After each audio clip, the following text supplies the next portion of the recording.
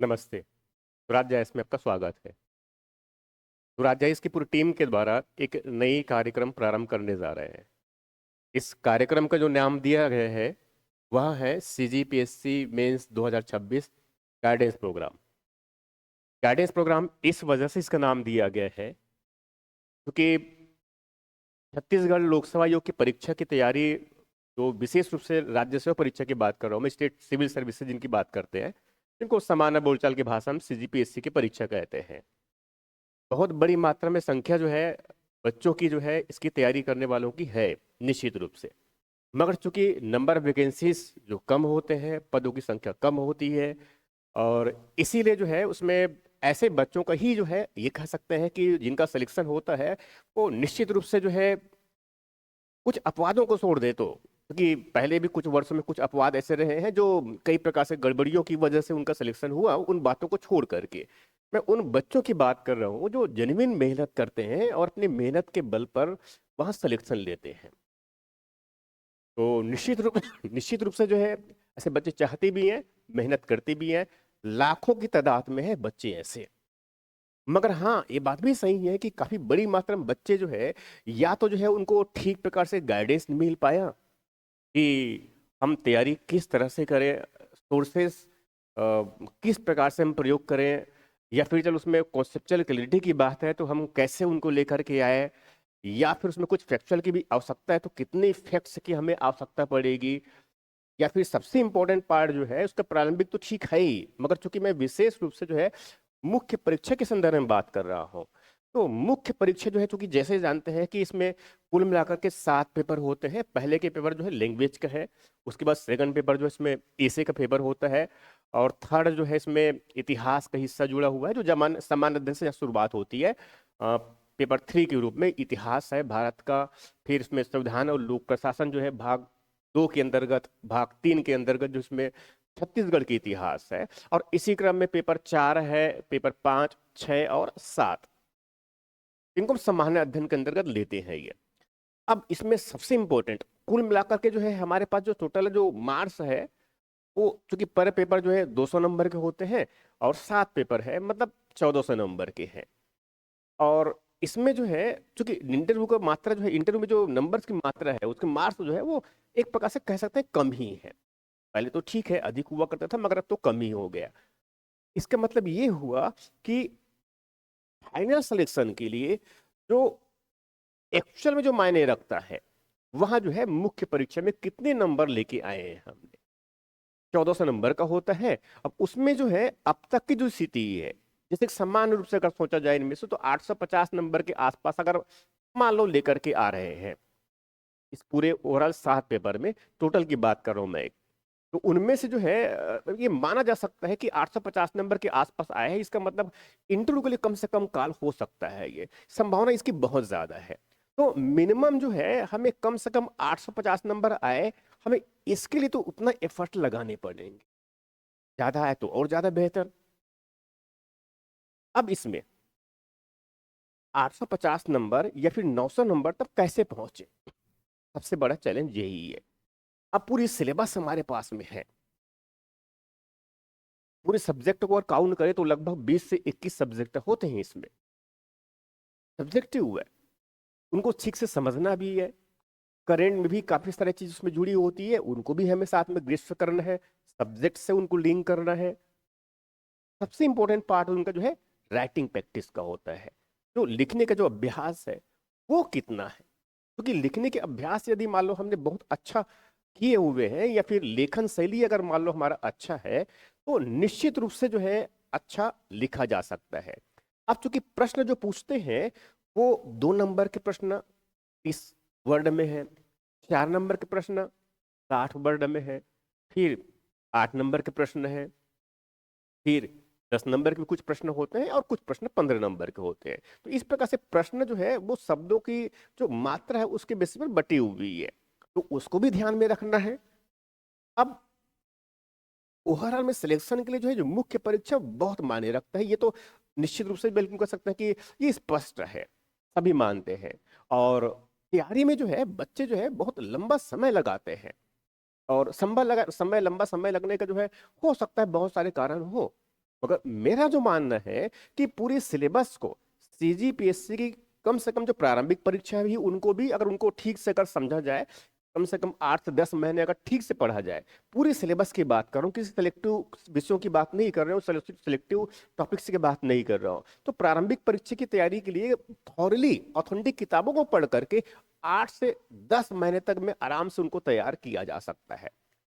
यदि प्रारंभिक परीक्षा में जितने सब्जेक्ट हैं हमारे सिलेबस के, उनको अगर ठीक से पढ़ते हैं, ऑथेंटिक किताबों का प्रयोग करते हैं, सही डाटा को सही तरीके से याद करते हैं, तो निश्चित रूप से जो है मुख्य परीक्षा में उनको फायदा हमें मिलते हैं। क्योंकि बहुत बड़ा हिस्सा जो है हमारा जो मुख्य परीक्षा का है वो सीधे तौर पे जो है प्रारंभिक परीक्षा से जुड़े हुए हैं।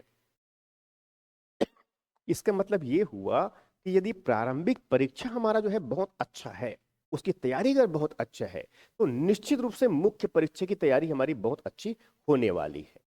अब देखो, अधिसूचना जो आता है छत्तीसगढ़ आयोग के द्वारा जो जारी किया जाता है, नवंबर में जारी किया जाता है संविधान दिवस के दिन में, तो जानते हैं ये प्रारंभिक परीक्षा जैसी की परंपरा है। हालांकि ऑफिशियली ऐसा कोई एनुअल कैलेंडर तो पीएससी का नहीं है हमारे पास में, सीजीपीएससी का, मगर अभी जैसी परंपरा बना हुआ है कि फरवरी में प्रारंभिक परीक्षा होता है और जून में सामान्यतः मुख्य परीक्षा होता था। हालांकि इस बार मुख्य परीक्षा जो है मई में होना है। इसका मतलब ये है कि फरवरी में अगर प्रारंभिक परीक्षा हुआ है तो फिर मार्च, अप्रैल और मई, मतलब 2 से ढाई महीना ही है मुख्य परीक्षा की तैयारी के लिए। अब कल्पना कीजिए कि 2 से ढाई महीनों में करीब 20 से 22 सब्जेक्ट है। चलो कम से कम 20 सब्जेक्ट तो है मुख्य परीक्षा में। चलो कुछ उसमें प्रारंभिक परीक्षा में पढ़े भी हैं, तो भी उसमें जो मुख्य रूप से उसमें राइटिंग प्रैक्टिस करनी है, लिखना है, लेखन शैली का विकास करना है, तो स्वाभाविक है उस 2 ढाई महीने या फिर 3 महीने भी जो है ये बहुत चुनौतीपूर्ण तो है ही। इसीलिए मेरा मानना है इसीलिए मेरा मानना है कि सीजीपीएससी की प्रारंभिक परीक्षा तो ठीक, जैसे मैंने बताया कि कम से कम 8 से 9 महीने अगर थॉरली अगर समय देते हैं तो उसको बहुत अच्छे से कवर किया जा सकता है, कॉन्सेप्चुअल क्रिटी के साथ में और फैक्चुअल प्लस उसमें कई बार जो है उसमें अभ्यास भी करके मुख्य परीक्षा के लिए। क्योंकि इसमें कुल मिलाकर के 7 पेपर है, लैंग्वेज से लेकर के ए से फिर साइंस, ए से फिर उसमें हिस्ट्री है, फिर उसमें संविधान और पब्लिक भी है, बेसिक साइंस भी है, टेक्नोलॉजी भी है, मैथ्स भी है, दर्शन भी है, सोशियोलॉजी भी है, छत्तीसगढ़ का सामाजिक एस्पेक्ट है, सोशल एस्पेक्ट है। फिर उसमें 7वां पेपर भी बहुत इंपॉर्टेंट कानून से संबंधित है, योजनाएं हैं, अंतर्राष्ट्रीय संगठन, खेल है, और साथ में उसमें शिक्षा से संबंधित या मानव विकास से संबंधित जो थर्ड पार्ट है 7 पेपर का। अब इतने सारी इसमें सब्जेक्ट है, तो निश्चित रूप से हर एक सब्जेक्ट का दर्शन शास्त्र है, एक लार्ज सब्जेक्ट है। और दर्शन शास्त्र एक्चुअल में अगर देखा जाए तो चूंकि मैं उसी पार्ट को मैं लेने वाला हूँ इस गाइडेंस प्रोग्राम में आज के, जो मेरा प्लान है अपनी एकेडमी का जो प्लान है, क्योंकि ये जो है जो सीजीपीएससी मेंस 2026 जो गाइडेंस प्रोग्राम है, ये एक्चुअल में हमारे जो ऑफलाइन या फिर ऑनलाइन जो बच्चे हैं, ये उनके इतर जो किसी भी संस्था से हो सकता है जुड़े हुए हो, और जो हो सकता है जुड़े भी ना हो, हमारी संस्था से जुड़े हुए हो या फिर जुड़े हुए ना हो, ये सबके लिए मेरा जो अनुभव है, करीब मुझे 14-15 वर्षों से मुझे पढ़ाने का अनुभव है। सीजीपीएससी की क्लासेस में लगभग 15 वर्षों से ले रहा हूँ। इसके पहले जो है यूपीएससी की तैयारी में मेरा जो अनुभव करीब 4-5-6 वर्षों का रहा है। उन सबके बेसिस पर मैंने भी एग्जाम दिए हैं, मैंने भी मेंस दिए हैं, उन सबके अनुभव के बेसिस पर ये जो पूरी 1 साल के लिए, 1 साल का मतलब ये पूरे लगभग 14 महीने, मतलब इस अभी जो है आज मैं जो प्रारंभ कर रहा हूं, इस आज के प्रारंभ से, इस 15 मार्च से, ये समझो कि अगला मार्च, उसके बाद फिर अप्रैल और मई, मीन्स अगला मई के पहले तक इसमें इस प्रोग्राम के अंतर्गत में सीजीपीएससी मेंस 2026 जो गाइडेंस प्रोग्राम है, इनके अंतर्गत इसमें जो कुल जो 7 पेपर है, और 7 पेपर में से जो है उसमें कुछ सब्जेक्ट को छोड़ करके, जैसे कि साइंस में चूंकि थोड़ा सा मेरा हाथ वहां पर तंग है, मैथ्स सभी में मेरा हाथ तंग है, और इंग्लिश में भी मेरा हाथ तंग है, तो मैं उसमें बस कुछ खास नहीं कर पाऊंगा। मगर हाँ, बाकी और जितने भी सब्जेक्ट है, छत्तीसगढ़ से संबंधित भी हो सकता है, नेशनल पोर्शन में तो है ही, और बाकी जो है जो जितने भी सब्जेक्ट और जो मेजर सब्जेक्ट है, दर्शन का, सोशियोलॉजी का, इतिहास भारत का, संविधान, लोक प्रशासन, कानून, अंतर्राष्ट्रीय संगठन, मानव संसाधन, ये सब जो है, हालांकि इसमें पूरी थॉरली मैं पढ़ाने वाला नहीं हूं, मगर हाँ, कि पूरे सब्जेक्ट में, इस पूरे सिलेबस में जो टॉपिक है, उस टॉपिक को कैसे ठीक तरीके से समझा जाए, उसके उसको समझने के डायमेंशन क्या क्या हो सकते हैं, प्रश्न अब तक कैसे पूछे हुए हैं, और आगामी समय में प्रश्न और क्या पूछने की संभावनाएं हैं,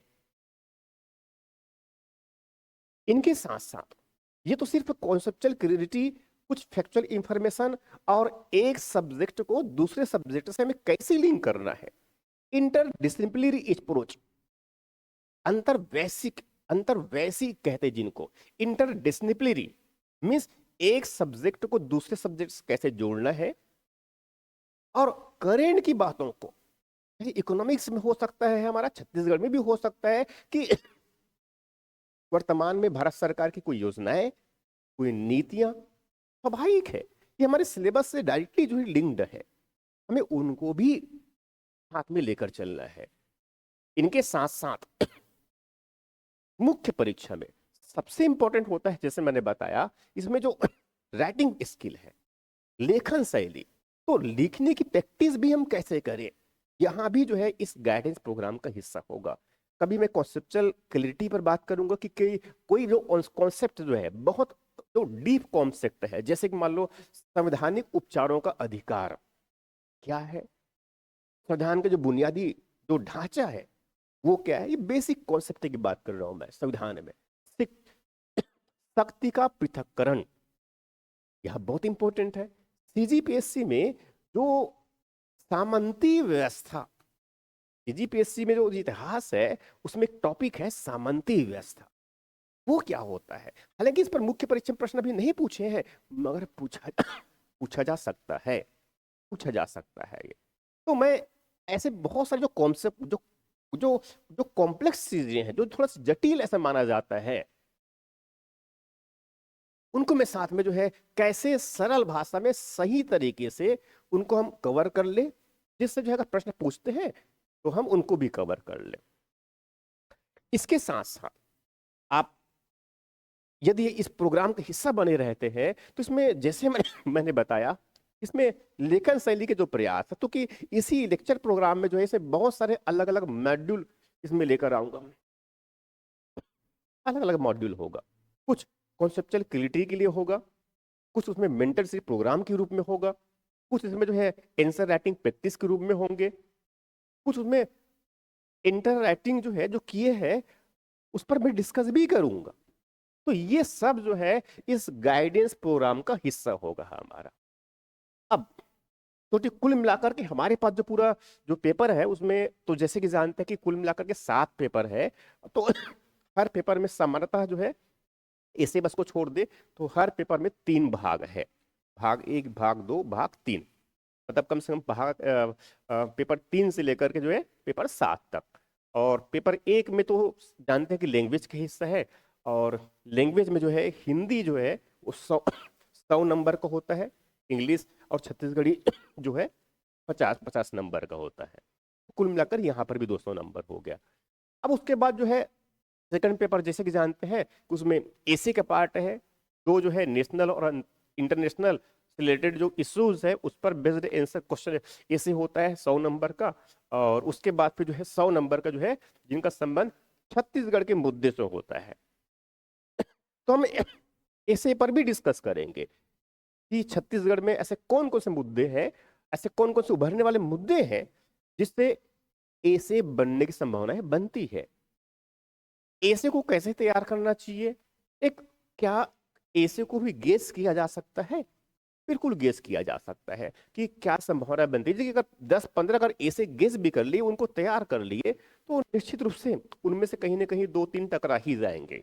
तो स्वाभाविक अगर पहले से अगर तैयार किया हो, अगर मान लो ऐसे अगर मान लो मिल जाता है हमें, तो निश्चित रूप से वहां हमारे लिए जो है बेहतर अच्छा अवसर हो सकता है। अब हार्ड पेपर है, तो थर्ड पेपर में जैसे बताया वहां से जीएस शुरुआत हो जाती है। मगर मैं आज के लेक्चर में आज की लेक्चर में मैं जो है इसमें जो सिक्स पेपर है, छठवें नंबर के जो पेपर है, मैं उसके बारे में बात कर रहा हूँ। और छठवें नंबर के पेपर में उसमें जो पहला भाग है, भाग एक में जानते हैं उसमें जो है दर्शन शास्त्र है। भाग एक में जो है दर्शन शास्त्र। अब दर्शन शास्त्र जो है ऐसे तो बहुत अ, ऐसे कह सकते हैं कि वो इतना बहुत रुचि का विषय नहीं है, मगर चूंकि सिलेबस का हिस्सा है हमारा, सिलेबस का हिस्सा है, तो पढ़ना तो पड़ेगा ही पड़ेगा। 75 नंबर के हैं, और 75 नंबर के उनको हम हल्के भी नहीं ले सकते। अब इसमें दर्शन शास्त्र में साथ में सबसे बड़ी तो जो चुनौती होती है पढ़ने के लिए, एक तो उसमें मन लगता नहीं है, लंबे समय से इनको बचपन से क्या ठीक से पढ़े ही नहीं है। क्योंकि जब भी जो है कभी जो है वो किसी जगत के बारे में, दुनिया और उसमें ईश्वर के बारे में, या फिर जो है ये ऐसी इस तरह की जब आत्मा के बारे में, परमात्मा के बारे में, ब्रह्म के बारे में, ये सब ऐसे जितने सारे बातें कहते हैं, तो अब आधुनिक जो जेनजी के जनरेशन में अगर देखें तो ये तो जो है थोड़ा सा लगेगा कि बहुत हाइपोथेटिकल बातें हो रही है, मगर हमारे दर्शन है तो एक सब्जेक्ट है। और अंतिम रूप से ऐसा माना जाता है कि सभी विषयों की जननी जो है दर्शन शास्त्र ही है, इसीलिए हमारे सिलेबस का हिस्सा है। तो छठवें पेपर में जो है भाग एक के अंतर्गत दर्शन शास्त्र है, 75 नंबर का होता है। और इसमें अगर इसके टॉपिक्स मतलब इसमें जो सब पार्ट अगर देखिए, इसमें मैं इसको एक साथ में लेके चल रहा हूँ, इसके सब पार्ट जो है, सब पार्ट का मतलब ये है जैसे कि ये हमारा जो है, चलो इसमें मैं दर्शन शास्त्र का जो मेन हिस्सा जो है सिलेबस पर डिस्कस करूंगा भी मैं आज, तो कि मेरा मुख्य जो मुद्दा है वो सिलेबस पर ही डिस्कस करना है। उसके बाद फिर टॉपिक पर कुछ कुछ चीजों को मैं लेते चले जाऊंगा मैं। अब देखो, इसमें जो दर्शन शास्त्र है इसके अंतर्गत जो है कुल मिलाकर अगर देखिए, कुल मिलाकर के ये, तो इसमें जो है कुल मिलाकर के पांच भाग ऐसे कहा सकते हैं, मतलब पांच हिस्सा है इस पूरे ये दर्शन शास्त्र का। तो एक जो हिस्सा, पहले हिस्सा का मतलब इनको मैं एक प्रकार से कह सकते हैं, थोड़ा सा इनको मैं क्लासिफाई कर रहा हूं अपने तरीके से। तो एक तो जो है इसमें दर्शन शास्त्र का इनका परिचय के जैसा है। परिचय के जैसा, परिचय का मतलब ये है कि जैसे कि इसमें जो सिलेबस का जो हमारा हिस्सा है, सिलेबस में इस दर्शन शास्त्र के अंतर्गत जो है, दर्शन शास्त्र का मतलब एक बेसिक सब्जेक्ट की नॉलेज की बात कर रहा हूं, वो है इसमें। अब सब्जेक्ट नॉलेज का मतलब क्या हुआ भाई, जैसे कि अगर मान लो जो है हम, चलो जैसे कि अगर मान लो हम इतिहास की बात करते हैं, तो इतिहास के या फिर भारत के जब इतिहास की बात करेंगे, तो भारत के इतिहास में जाने से पहले सबसे पहले तो हमें यही बहुत बेसिक रूप से जानना होता है कि भाई इतिहास क्या होता है, और इतिहास को कैसे जाना जा सकता है, इतिहास को क्या लिखते हैं, या फिर लिखने की क्या शैली हो सकता है। तो ये बहुत बुनियादी बातें हैं जो उस सब्जेक्ट के बारे में बात कर रहा है। वैसे ही सेम जो है ये दर्शन शास्त्र के कुछ बुनियादी जो विषय है, जो विषय एक विषय के रूप में, तो विषय के रूप में क्या, दर्शन शास्त्र का स्वरूप हमारे सिलेबस का हिस्सा है। दर्शन शास्त्र का स्वरूप हमारे सिलेबस का हिस्सा है। वैसे जो है इस दर्शन शास्त्र का धर्म और संस्कृति से क्या संबंध है, देखो ये मैं ये सीधे टॉपिक को बता रहा हूं जो मेंस का टॉपिक है हमारा। इस दर्शन शास्त्र के जो है सिर्फ परिचय के रूप में अगर देखे, ये बेसिकली अगर दर्शन शास्त्र को परिचय के रूप में अगर संदर्भित कर दे, तो इसमें जो है एक जो टॉपिक है, जो पहला टॉपिक जैसे कह सकते हैं, जो मुख्य परीक्षा का हिस्सा है हमारा, दर्शन शास्त्र का स्वरूप है। इससे प्रश्न कैसे आए हैं भी वो भी बताऊंगा मैं। दूसरा इसमें है कि दर्शन शास्त्र का धर्म से और संस्कृति से क्या संबंध है। प्रश्न सीधे पूछे जाते हैं, बहुत बुनियादी प्रश्न पूछे हुए, मैं प्रश्न दिखाऊंगा भी कि दर्शन शब्द, दर्शन शास्त्र का क्या अर्थ है, दर्शन का क्या अर्थ है। भारतीय दर्शन और पश्चिमी दर्शन ये क्या अलग अलग बातें होगी। यहाँ पर साइंस और साइंस को तो हम जो है भारतीय साइंस और पश्चिमी साइंस नहीं कहते, मगर भारतीय दर्शन और पाश्चात्य दर्शन मतलब पश्चिमी दर्शन, ये तो इतने ऐसे क्यों यहाँ भी। इनके साथ साथ जो भारतीय दर्शन और जो पाश्चात्य दर्शन है उसमें अंतर क्या है, प्रश्न ऐसे पूछे हुए हैं। अब जैसे कि इसमें जो मैं जो टॉपिक ले रहा हूं उसके अंतर्गत, मतलब इसमें एक पार्ट जो है वो दर्शन शास्त्र का परिचय से संबंधित हुआ। अब इसमें जो प्रश्न आए हुए उनको मैं साथ में ले रहा हूं।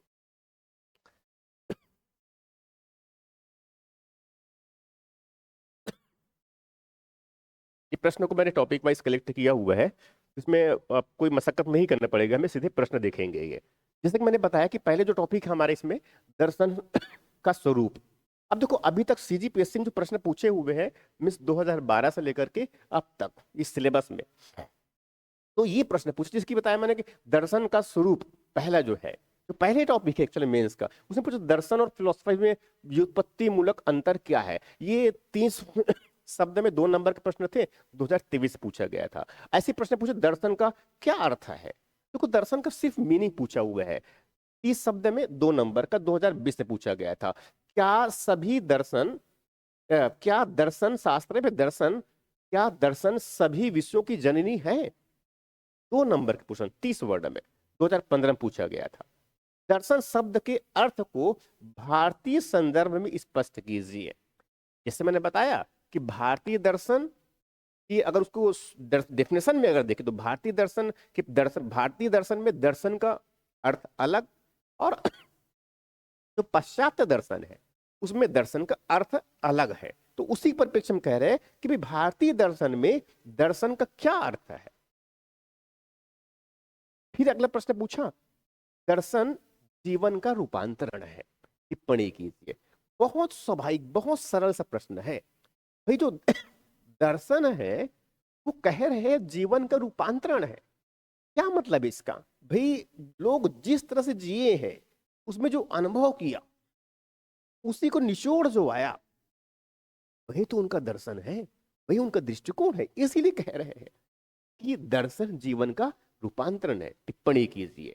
अब इसी में जो है एक और बहुत बेसिक चीज लिया मैंने, ज्ञान मीमांसा तत्व मीमांसा में क्या अंतर है। देखो जब दर्शन को जब पढ़ने जाते हैं तो उसमें दर्शन के जो अलग अलग ब्रांचेस होते हैं, उनकी शाखा होती है दर्शन शास्त्र के। उसमें सबसे महत्वपूर्ण माना जाता है उनमें एक तो जो है उसमें तत्व मीमांसा को, मेटाफिजिक्स जिनको कहते हैं तत्व मीमांसा। तत्व मीमांसा का मतलब ये है कि बहुत समान रूप से कि भाई इस पूरे मूल तत्व कितने हैं, या मूल तत्व है क्या, आत्मा परमात्मा एक है या 2 है, इस सृष्टि क्या शाश्वत है या किसी ने बनाया है, या फिर क्या इनका विकास हुआ है। ये इस तरह की बात करते हैं, ईश्वर की बात करते हैं, ये आत्मा की बात करते हैं। तो ये सब ये तत्व मीमांसा के अंतर्गत होते हैं। इसी में दूसरा होता है ज्ञान मीमांसा। ईश्वर है इसका ज्ञान कैसे हुआ। ये जितनी भी ज्ञान के विषय होते हैं, ज्ञान से संबंधित जितने बातें होती है, उसको दर्शन शास्त्र के जो ज्ञान मीमांसा जिनको इपिस्टेमोलॉजी कहते हैं उसके अंतर्गत पढ़ा जाता है। तो उसी परिप्रेक्ष्य में जो है, हालांकि एक और सब्जेक्ट होता है, इसी के एक और ब्रांचेस होते हैं जिनको मूल्य मीमांसा कहते हैं, जिनमें सौंदर्य शास्त्र और नीति शास्त्र होता है। तो यहाँ जो पूछा हुआ है हमें ज्ञान मीमांसा और तत्व मीमांसा, ये एक्चुअल में जो है दर्शन शास्त्र के जो है उनके ब्रांचेस, इसमें किस किस किस के बारे में अध्ययन किया जाता है उस पर्टिकुलर पूछे हुआ है ये। तो मतलब ये बहुत बेसिक बात है। देखो सिलेबस में जो है कहीं पर ऐसा लिखा नहीं है कि ज्ञान मीमांसा तत्व मीमांसा है ऐसे, मगर यहाँ पर सिर्फ एक ही चीज लिखा हुआ है दर्शन का स्वरूप। अब उसके अंतर्गत बहुत बेसिक बेसिक प्रश्न पूछे हुए हैं।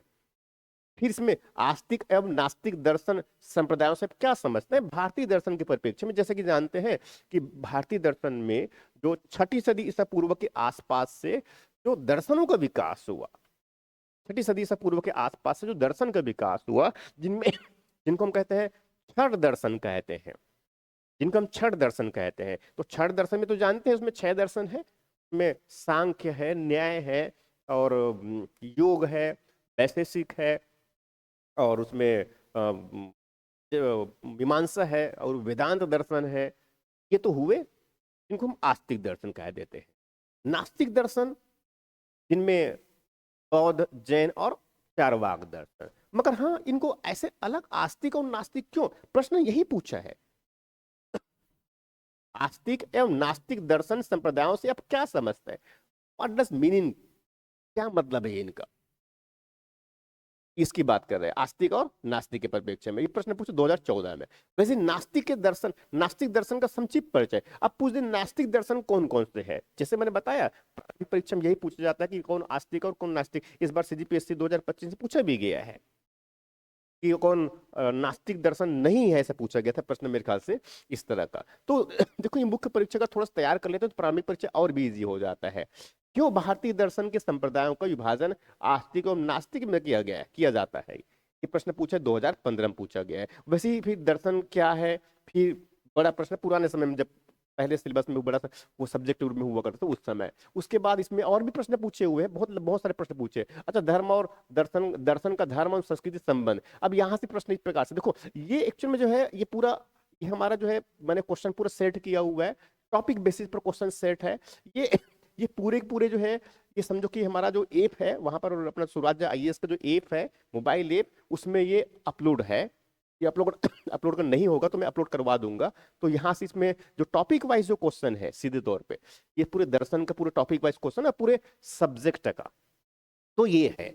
अब इसमें जो बताने वाला था एक्चुअली मेरा सेंस, अब ये तो जैसे बताया इसमें क्वेश्चन पूछे, तो मैं जब आगे इसमें टॉपिक टॉपिक पर आगे जब बढ़ूंगा तो मैं इसमें क्वेश्चन भी लेते चले जाऊंगा। अभी तो चूंकि मेरी मंशा आज पूरे सिलेबस पर डिस्कस करना था, डिस्कस करना है, इसलिए मैं पूरे सिलेबस पर बहुत तेजी से आगे बढ़ता हूँ। जैसे तो एक बताया मैंने जो पहला हिस्सा हुआ इस दर्शन शास्त्र का, तो उसमें सिर्फ परिचय के रूप में है। अब ये परिचय के रूप में क्या क्या हो गया? दर्शन शास्त्र का स्वरूप, धर्म और संस्कृति से उनका संबंध, साथ में भारतीय दर्शन और पाश्चात्य दर्शन में अंतर। ये तीन चीजें जो है इस पहले हिस्से में उनके परिचय के अंतर्गत।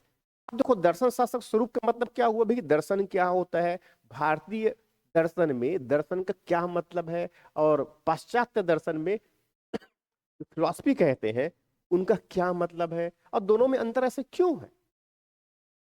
अब भारतीय दर्शन का विकास कैसे हुआ, उसका विकास कालखंड है उसमें विषय के लिए। वैसे फिर भारतीय दर्शन के जो है जो संप्रदाय, जैसे मैं भी थोड़ी देर पहले बता रहा था कि आस्तिक और नास्तिक संप्रदाय, तो एक्चुअली इस प्रकार के विभाजन का आधार क्या है? प्रश्न तो ऐसे ही पूछते हैं हमारे लिए ना, ये फिर किन आधारों पर जो है आस्तिक और नास्तिक दर्शन का विभाजन किया जाता है, ये सब। अब इसके साथ इसी में जिसे मैं बताया कि भारतीय दर्शन और जो पाश्चात्य दर्शन है, दोनों में दोनों अलग अलग ऐसे कैटेगराइज करते हैं इनमें, और दोनों में अंतर है।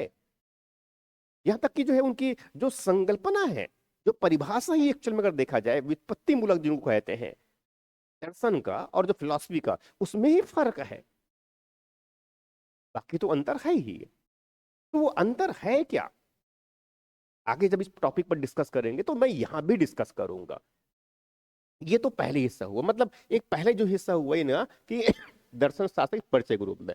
अब दूसरा हिस्सा वहां है भारतीय दर्शन, वहां है भारतीय दर्शन। अब देखो भारतीय दर्शन में भी अगर देखा जाए तो ये जो है दो पार्ट में है,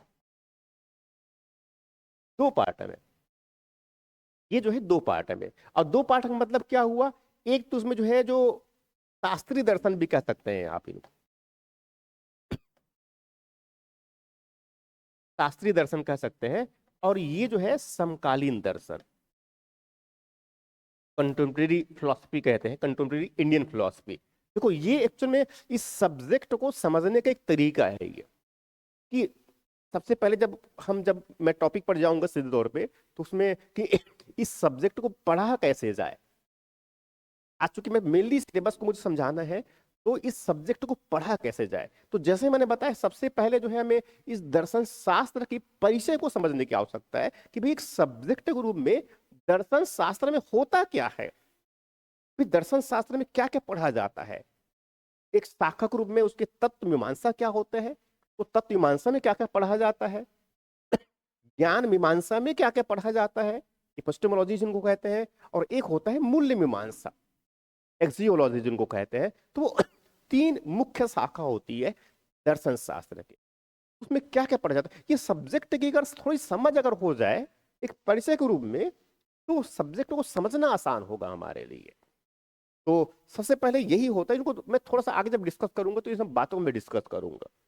अब अब ये तो बहुत बेसिक बातें हो गई यहाँ पर। अब भारतीय दर्शन में भी देखो, तो भारतीय दर्शन जो है पूरे विश्व में माना जाता है सबसे प्राचीन दर्शन है, ये स्थापित तथ्य है। क्योंकि भारत में पश्चिम के पश्चिम के दर्शन की अगर बात करें तो वहां पर सबसे प्राचीन दर्शन पश्चिमी दर्शन में ना थेल्स या फिर थेलीज पश्चिमी दर्शन में सबसे प्राचीन दार्शनिक माना जाता है, जो लगभग जो है वही 6ठी सदी ईसा पूर्व के आसपास उनका जन्म हुआ था। 6ठी सदी ईसा पूर्व के आसपास, जिस समय भगवान बुद्ध और भगवान महावीर और कई जो भौतिकवादी जो संप्रदाय के जो दार्शनिक है, वो वैदिक दर्शन और जो उपनिषद के दर्शन है उसके विरोध में एक बड़ा आंदोलन छेड़ रखा है। इसका मतलब ये हुआ कि कम से कम उस समय जो भारतीय दर्शन में जो बौद्ध और जैन दर्शन का जो है विकास हो रहा है, उस समय पाश्चात्य दर्शन का प्रारंभ हो रहा है। लेकिन भारत में भारतीय दर्शन में जो वैदिक दर्शन है कम से कम कुछ लोग कहते हैं कि 1500 BC के आसपास में उनका विकास हुआ, हालांकि संकलन उनका बाद में हुआ, मगर फिर भी सबसे प्राचीन तो है। तो अब इनमें से तो भारतीय दर्शन में जो शास्त्रीय दर्शन जो कह रहा हूं मैं, तो शास्त्रीय दर्शन के अंदर अब जो शास्त्रीय दर्शन है इसी के अंतर्गत इसमें जो टॉपिक है हमारे पास में, इसमें जो टॉपिक है उसकी बात कर रहा हूं मैं। अब इसमें दूसरी हिस्से में ले रहा हूं मैं, इसी को थोड़ा आगे बढ़ा रहा हूं मैं। तो भारतीय दर्शन में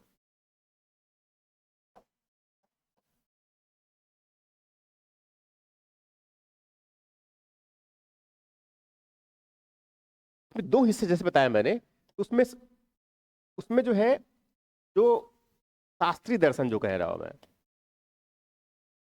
तो शास्त्रीय दर्शन के अंतर्गत जो है इसमें जो वैदिक से प्रारंभ जो हो रहा होता है हमारा, वैदिक मतलब वेदों में जो दर्शन है और जो उपनिषद में जो दर्शन है, सबसे पहले इसी को सम्मिलित करते हैं। शास्त्रीय दर्शन का मतलब इनका जो प्रारंभ है वो वेद और जो उपनिषद में जो दर्शन है ये उनकी बात कर रहा है।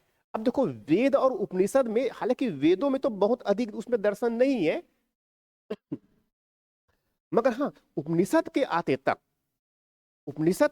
तक जो है उसमें दर्शन का बहुत अच्छा खासा विकास हो चुका है।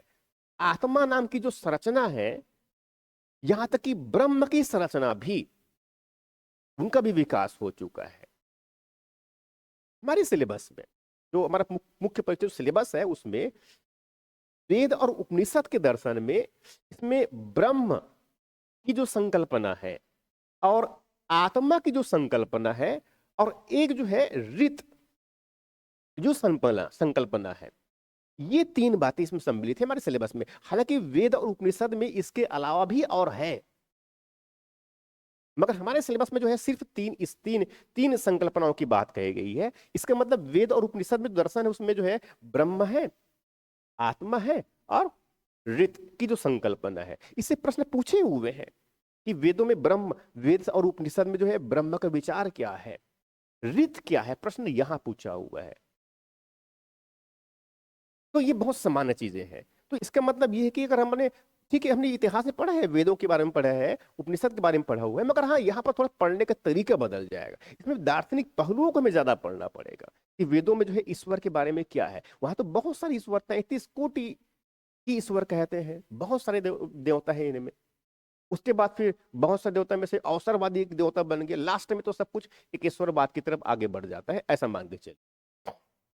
उपनिषद के आते तक जो है सब कुछ ब्रह्म, पर ब्रह्म, ये सब की अवधारणा आ जाती है इनमें से। तो ये जो है उसमें वेद और उपनिषद में जो है ब्रह्म, आत्मा और रित, ये हमारे सिलेबस का हिस्सा हुआ। उसके बाद इसी क्रम में दूसरा जो महत्वपूर्ण दर्शन माना जाता है इनमें, मतलब उसी के जो कह सकते हैं कि अब वैदिक के बाद उसमें जो महाकाव्य काल आया, उस महाकाव्य काल में जो है महाभारत एक बहुत महत्वपूर्ण महाकाव्य है, पूरी दुनिया में बहुत बड़ा ग्रंथ माना जाता है उनको। और उस महाभारत का ही हिस्सा जो है गीता दर्शन है। गीता है भगवत, श्रीमद् भगवत गीता है। और भगवत गीता, श्रीमद् भगवत गीता जो है ऐसा कहते हैं कि उपनिषदों का सार है, ये उपनिषदों का सार है। उपनिषद तो जानते हैं कि 108 उपनिषद कहते हैं, मगर कम से कम 10 से 12 उपनिषद ऐसे हैं जो बहुत महत्वपूर्ण माने जाते हैं, और उसी में मूल दर्शन है उपनिषद का। उसका ही क्रक्स, उसका ही सार, सारांश, उसका निचोड़ वो गीता में है। यह हमारे सिलेबस का हिस्सा है गीता दर्शन। और गीता दर्शन भी जो है पूरी बातें भी नहीं है।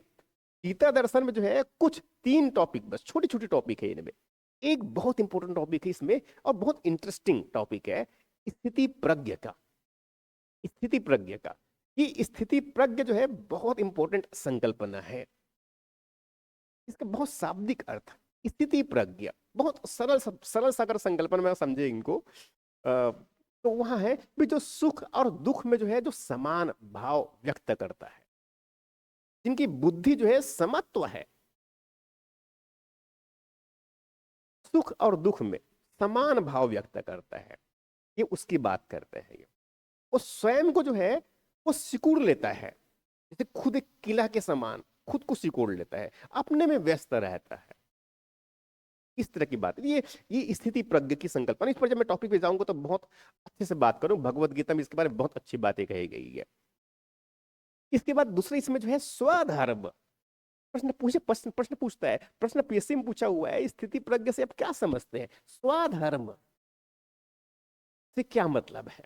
स्वधर्म, ये भगवत गीता में जो है ये स्वधर्म की जो संकल्पना जो है ये बहुत महत्वपूर्ण मानते हैं। बहुत बुनियादी जो संकल्पना है वह कि भी व्यक्ति के अपने निश्चित रूप से कुछ बुनियादी गुण है, उनके बेसिस पर उनका जो है कर्म निश्चित, उनका कर्म जो है वहां होता है, उसी को स्वधर्म कहा गया है भगवत गीता में। बहुत सामान्य भाषा कह रहे हो, सामान्य बातें जो कह रहा हूं मैं, ये तो हुआ इसमें। और इसी में जो है भगवत गीता में जो है गीता दर्शन में जो है कर्म योग। देखो मैं कर्म योग मतलब यहां पर मैं गीता दर्शन की बात कर रहा हूं, इसमें कर्म योग। और मीमांसा दर्शन में जाएंगे तो वहां पर भी कर्म योग मिलेगा, वहां पर भी कर्म मिलेगा हमें। और ऐसी अगर जब उसमें योग दर्शन जाएंगे तब उसमें अष्टांग योग भी मिलेगा, वो हमारे सब सिलेबस का हिस्सा है। देखो प्रश्न को ऐसे समझना है, तो डिफरेंस कर्म योग यहाँ पर गीता दर्शन में मिल गया, वैसे ही उसने कर्म की जो अवधारणा है मीमांसा दर्शन में भी मिलता है, और वैसे जो योग दर्शन में अष्टांग योग ये भी है। तो ये तो सभाई के सिलेबस में जब थोड़ा थोड़ा करके अध्ययन करेंगे तो इन सबको हम समझते चले जाएंगे। अब इसी में जो है तीन बातें बताया जैसे मैंने इसमें। गीता दर्शन मतलब हम जो सिलेबस में अगर देखें तो पहले क्या हो गया, दर्शन शास्त्र परिचय के रूप में है, जिनमें दर्शन का स्वरूप है, धर्म और संस्कृति से उनका संबंध है। उसके बाद फिर भारतीय दर्शन और पाश्चात्य दर्शन में अंतर है। उसके बाद सीधे पहुंच गए हम भारतीय दर्शन में, जो शास्त्रीय दर्शन है, जिनमें वेद और उपनिषद का दर्शन, जिनमें ब्रह्म और आत्मा और ऋत। उसके बाद फिर गीता दर्शन जिनमें स्थिति प्रज्ञ है, और उसके बाद में स्वादर्शन है, स्वाधर्म है, और उसके बाद कर्म कर्म योग है। ये देखो मैं एक्चुअल में ये मैं जो बता रहा हूँ बार बार इस चीज को मैं रिपीट कर रहा हूँ, मेरा मनसा ये है कि मेंस की परीक्षा को तैयारी करने के लिए, मेंस के पूरे सिलेबस को तैयार करने के लिए सबसे अनिवार्य जो है कि आपको मेंस के सिलेबस में हर पेपर में जो विषय है उसके टॉपिक्स आपको बिल्कुल रट्टे हुए होना चाहिए। अगर टॉपिक अगर रट्टे नहीं है तो आप सोच कैसे पाएंगे, आप कैसे जुगाली करेंगे, कैसे सोचेंगे। अगर सिलेबस याद नहीं है कि भाई इसमें गीता दर्शन तो है हमारे सिलेबस में, मगर गीता दर्शन के अंदर कौन कौन सा टॉपिक है कौन सा उनका सब हिस्सा है पता ही नहीं है, तो हम सोचेंगे क्या कि भाई सोचेंगे क्या हम उसमें। मगर हाँ अगर याद है कि स्थिति प्रज्ञा नाम का कुछ टॉपिक है हमारे पास में, तो घूमते फिरते कुछ भी करते हुए भाई स्थिति प्रज्ञा क्या होता है और तो सोचा सकता है ना। और एक बार अगर सोचे और दिमाग में अगर आ गया स्थिति प्रज्ञा का मतलब यहाँ होता है, तो आपको बिल्कुल क्लियर हुआ कॉन्सेप्ट। और नहीं याद आया इसका मतलब पढ़ने की आवश्यकता है। मैं इसीलिए कह रहा हूं कि सिलेबस जो है मुख्य परीक्षा का वर्ड टू वर्ड रटे हुए होना चाहिए, ये सबसे पहली शर्त है। कोई भी एग्जाम जो निकाल रहा होता है मुख्य परीक्षा का, मेरा मानना है, मेरा पर्सनल मानना है कि निश्चित रूप से पूरे सिलेबस पर काम की है, सिलेबस निश्चित रूप से उनको रट्टे हुए होंगे, जरूर रहे होंगे। और ये बहुत इंपॉर्टेंट भी है क्योंकि सिलेबस याद है तो आप बहुत आसानी से उनको एक साथ मेमोराइज कर सकते, मतलब उसको तैयार कर सकते हैं, उनको एक समअप कर सकते हैं, आप कम शब्दों में उनको जो है आप लिख सकते हैं, बोल सकते हैं। ये सब बातें ये तो ये तो गीता दर्शन हो गया। अब इसके बाद इसी में जो है इसी शास्त्री में, तो इसमें सेकंड मैंने बताया गीता दर्शन हो गया। इसके बाद इसी में आगे जब जब बढ़ेंगे इसमें तो वहां होता है चरवाक दर्शन, यहां से शुरुआत होता है हमारा जो छठ दर्शन है चरवाक।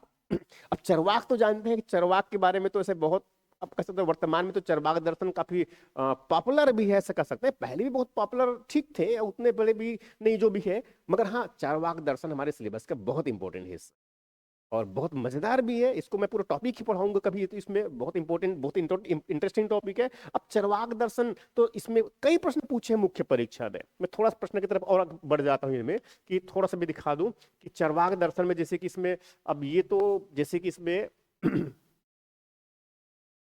ये चरवाक दर्शन से यहाँ से पूछा हुआ है, ये चरवाक का है प्रश्न मेरे ख्याल से, यहाँ से, यहाँ चरवाक दर्शन से।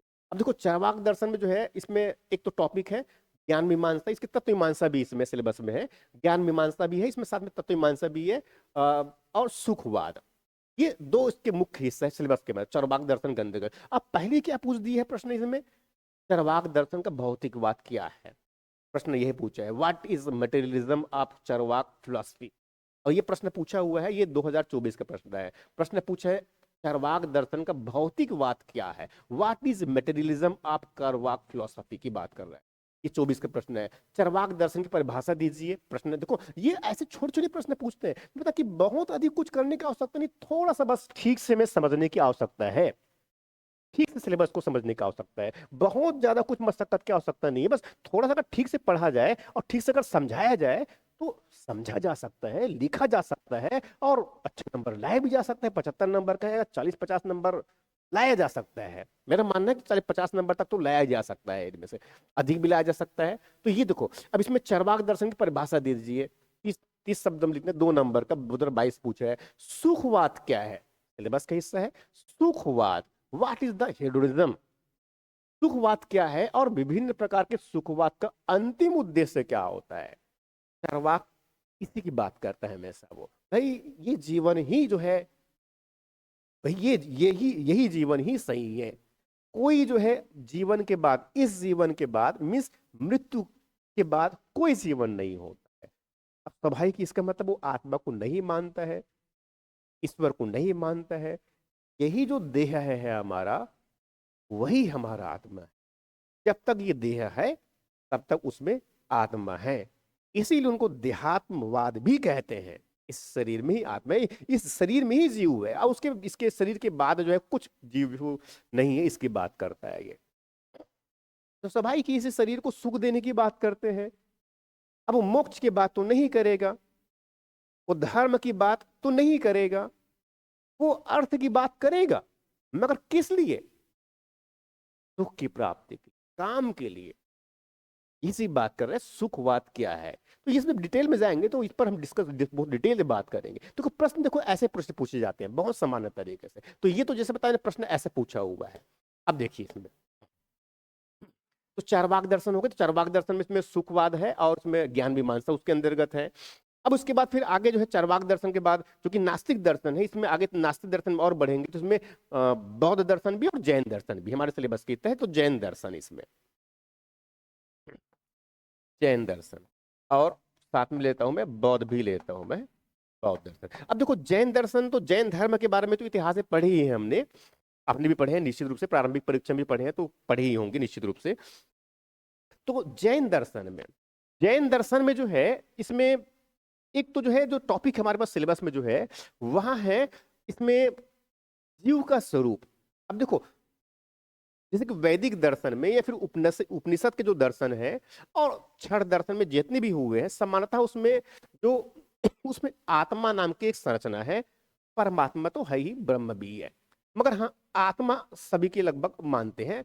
मगर हाँ इसमें जैन धर्म में तो जीव शब्द प्रयोग किया गया है। तो एक्चुअल में जो है जो समान जो आम जो अन्य दर्शन जिनकी बात कर रहा हूं मैं, वैदिक दर्शन, उपनिषद के दर्शन और बाकी सब दर्शन में, सांख्य और न्याय सब में जो आत्मा शब्द का प्रयोग किया गया है, तो उसके स्थान पर जैन दर्शन में जो है उनको लिए एक जीव शब्द प्रयोग किया गया है, जीव। और इसीलिए मैं सिलेबस का जो हिस्सा है जीव का स्वरूप, जीव मतलब बेसिकली वो आत्मा ही है, उनकी बात करें। मगर चूंकि जैन दर्शन में जो है आत्मा के लिए जो है जीव शब्द का प्रयोग किया गया है, इसीलिए जैन दर्शन में जीव का स्वरूप, प्रश्न ऐसे ही पूछते सीधे तौर पे मेंस में कि जैन दर्शन में जीव का स्वरूप को बताइए, समझाइए, इस तरह का। इनके साथ साथ इसमें जैन दर्शन में बहुत महत्वपूर्ण और बहुत बेहतरीन जो विचार है वहां है अनेकांतवाद का वहां है अनेकांतवाद का प्रश्न सीधे पूछते हैं यहीं से कि भाई अनेकांतवाद क्या है। डिटेल में बात करेंगे, हम क्लास में जाएंगे। तो देखो मैं सिर्फ सिलेबस की बात कर रहा हूं अभी। अब इसी जैन दर्शन के अंतर्गत जो है इसमें एक और बहुत महत्वपूर्ण विचार होता है, वह है स्यादवाद का, स्यादवाद जिनको हम कहते हैं। इसका मतलब जैन दर्शन में जो है एक तो पहला टॉपिक क्या हुआ हमारे पास में कि इसमें जीव का स्वरूप क्या है, ये टॉपिक हो गया। अनेकांतवाद क्या है, ये टॉपिक हो गया। उसके बाद में स्यादवाद क्या है, ये टॉपिक हो गया। और बहुत इंपॉर्टेंट जिस पर पूरा जैन धर्म बेस्ड है, पंच महाव्रत। पंच महाव्रत अहिंसा, अमृषा, अचौर्य, अपरिग्रह और ब्रह्मचर्य, ये जो 5 महाव्रत जिनको कहते हैं। प्रश्न सीधे ये पूछते हैं कि 5 महाव्रत क्या है। प्रश्न ऐसे पूछते हैं ये। मैं आगे प्रश्न पर भी, जैसे मैंने वही प्रश्न डिस्कस कर ही रहा था मैं इसमें इसमें जैन दर्शन की प्रश्न भी देख लेते हैं। जैसे प्रश्न आया हुआ है, इसको मैं ऐप में डाल दूंगा तो आप पूरे पीडीएफ को वहां से एक साथ देख सकते हैं, क्वेश्चन कैसे पूछे हुए हैं उनको वो जैन दर्शन में। जैसे कि प्रश्न टॉपिक था जीव का स्वरूप, अनेकांतवाद, स्यादवाद, पंच महाव्रत और जीव का स्वरूप। उसमें जीव का स्वरूप में पहले टॉपिक में तो प्रश्न पूछा जैन दर्शन के अनुसार जीव क्या है, जीव का स्वरूप क्या है। तो प्रश्न बताया कि ये 4 नंबर का प्रश्न है, 60 शब्दों में लिखना है, मतलब कम से कम 6-7 लाइन लिखना है इसमें। 2018 में पूछा गया था। प्रश्न पूछ स्यादवाद टॉपिक में, स्यादवाद से आप क्या समझते हैं, 30 वर्ड लिखते हैं, 2 नंबर। देखो ये सब बहुत इजी प्रश्न। देखो बहुत बेसिक जो शब्द है सिलेबस में, जो मेंशन वर्ड है एक्चुअल में वही एग्जैक्टली क्या है, प्रश्न वही पूछा हुआ है। उतना बेसिक चीजों को पूछ रहा है दर्शन शास्त्र में। मैंने बताया कि इसलिए मैं बार बार कह रहा हूं कि इसको ठीक से बस सही तरीके से पढ़ने की आवश्यकता है। ये स्यादवाद को परिभाषित कीजिए। पंच महाव्रत में जैन दर्शन के पंच महाव्रतों का नैतिक महत्व समझाइए। देखो नैतिक महत्व, देखो अभी तक मैं जैसे बताया कि पंच महाव्रत तो बता दिया मैंने, उसका अर्थ भी समझ गए आएंगे आप। मगर यहां पर पूछा है, उससे थोड़ा आगे बढ़ के पूछा हुआ है भाई उसका नैतिक महत्व बताना है हमें, उनका एथिकल जो इंपॉर्टेंस है वो डिस्कस करने के लिए कह रहे हैं हमसे। तो स्वाभाविक की तो समझ की जो है मांग करता है ना, समझ चाहिए ना। अनेकांतवाद क्या है, प्रश्न यही पूछा है, 2 नंबर के प्रश्न है। पंच महाव्रत, जैन दर्शन के पंच महाव्रत को समझाइए। पंच महाव्रत से आप क्या समझते हैं। देखो ये उसी टॉपिक से प्रश्न पूछे रहे हैं। जैन दर्शन के अनुसार त्रिरत्न क्या है, त्रिरत्न जानते हैं, उसमें उसमें कैवल्य की प्राप्ति के लिए वो 3 रत्न का विचार इसमें जैन दर्शन में है। ये सब जैन दर्शन से संबंधित प्रश्न है। इसी में जो है इसमें ठीक यहाँ तक जैन दर्शन से संबंधित। अब इसमें और आगे जब बढ़ जाएंगे तो हमें मिलता है इसमें बौद्ध दर्शन। बौद्ध दर्शन, अब देखो बौद्ध दर्शन भी जो है इसमें जो बहुत महत्वपूर्ण जो उसमें टॉपिक है, बौद्ध दर्शन जानते, बौद्ध धर्म तो पढ़ी ही ऑलरेडी। तो इसमें बौद्ध दर्शन में जो है इसमें एक बहुत महत्वपूर्ण टॉपिक होता है प्रतीत्व समुत्पादवाद। ये बहुत बुनियादी कॉन्सेप्ट है बौद्ध दर्शन में, बुनियादी विचार है प्रतीत्य समुत्पादवाद। प्रतीत्य समुत्पादवाद, प्रतीत्य समुत्पादवाद बहुत बुनियादी संकल्पना है जिस पर थोड़ा कॉम्प्लेक्स संकल्पना है। इस पर जब टॉपिक पर जाएंगे तब डिस्कस करेंगे इसमें जो है। और इसके साथ साथ जो है बौद्ध दर्शन में एक बहुत महत्वपूर्ण जो आधार जो कह सकते हैं विचार उनका, जो कहते हैं कि अष्टांग मार्ग। अष्टांग मार्ग जानते हैं, उसमें प्रज्ञा, शील और समाधि के अंतर्गत कुछ कुल 8 मार्ग इस पर चल करके जो है, जिनको हम अष्टांगिक मार्ग कहते हैं, उस पर चल करके जो है उसमें निर्वाण की जो है प्राप्ति की बात कहता है ये बौद्ध दर्शन में। ये तो वो अष्टांग मार्ग के बारे में, इनके साथ साथ जो इसमें क्योंकि ये जो बौद्ध दर्शन है ये जो है नास्तिक दर्शन है और ये आत्मा को नहीं मानता, ईश्वर को नहीं मानता। तो बौद्ध दर्शन में एक अनात्मवाद का विचार है, इसमें अनात्मवाद का। और इसमें साथ में चूंकि ये जो है कह सकते हैं कि पूरी जगत को जो है वो नश्वर मानता है, प्रत्येक क्षण वो नष्ट हो रहा है। मतलब नश्वर का मतलब वो गतिशील है, ये कहते हैं ये स्थिर भी नहीं है। और ये जो है कह सकते हैं कि अस्थिर भी नहीं है, ये चलायमान है, गतिशील है। इसे कि इनके विचार क्या है, क्षणिकवाद। क्षणिकवाद तो बौद्ध दर्शन में जो है प्रतीत्व समुत्पादवाद इनका संकल्पना है, इनका विचार है सिलेबस में हमारा। उसके बाद इसी क्रम में जो है जो अष्टांगिक मार्ग है वहां है, अनात्मवाद है और क्षणिकवाद है। ये तो 4 टॉपिक इन मैं बार बार जो मेरा इसको बार बार इसको रिवीजन में लेने का मतलब सेंस ये है कि आप मुख्य परीक्षा को अगर सीरियसली अगर आप तैयार करना चाहते हैं तो पूरे सिलेबस को रट डालिए। सबसे पहली कंडीशन तो यही होती है एग्जाम निकालने की, सिलेबस आपको जो बिल्कुल रट्टे हुए होना चाहिए। यहाँ पर बौद्ध दर्शन तक पहुंच गया। अब इसके बाद फिर इसमें जो है इसी इसी के अंतर्गत जाएंगे इसमें, तो इसमें सांख्य दर्शन है, सांख्य दर्शन है। अब सांख्य के बाद इसमें फिर इसमें सांख्य के बाद इसमें योग दर्शन है। मैं इसको पूरे सिलेबस को एक साथ मर्ज कर दे रहा हूं। पहले योग दर्शन है, फिर इसमें न्याय दर्शन है, न्याय के बाद इसमें वैशेषिक है और वेदांत है। वैशेषिक वैशेषिक है, फिर इसमें वेदांत है, और वेदांत के साथ में इसमें फिर आगे में कौटिल्य के जो अर्थशास्त्र है उनको भी लेता हूं मैं, कौटिल्य के जो विचार है। और इसमें कौटिल्य के विचार में जो है इसमें एक सप्तांग सिद्धांत है, और साथ में इसमें जो मंडल सिद्धांत है,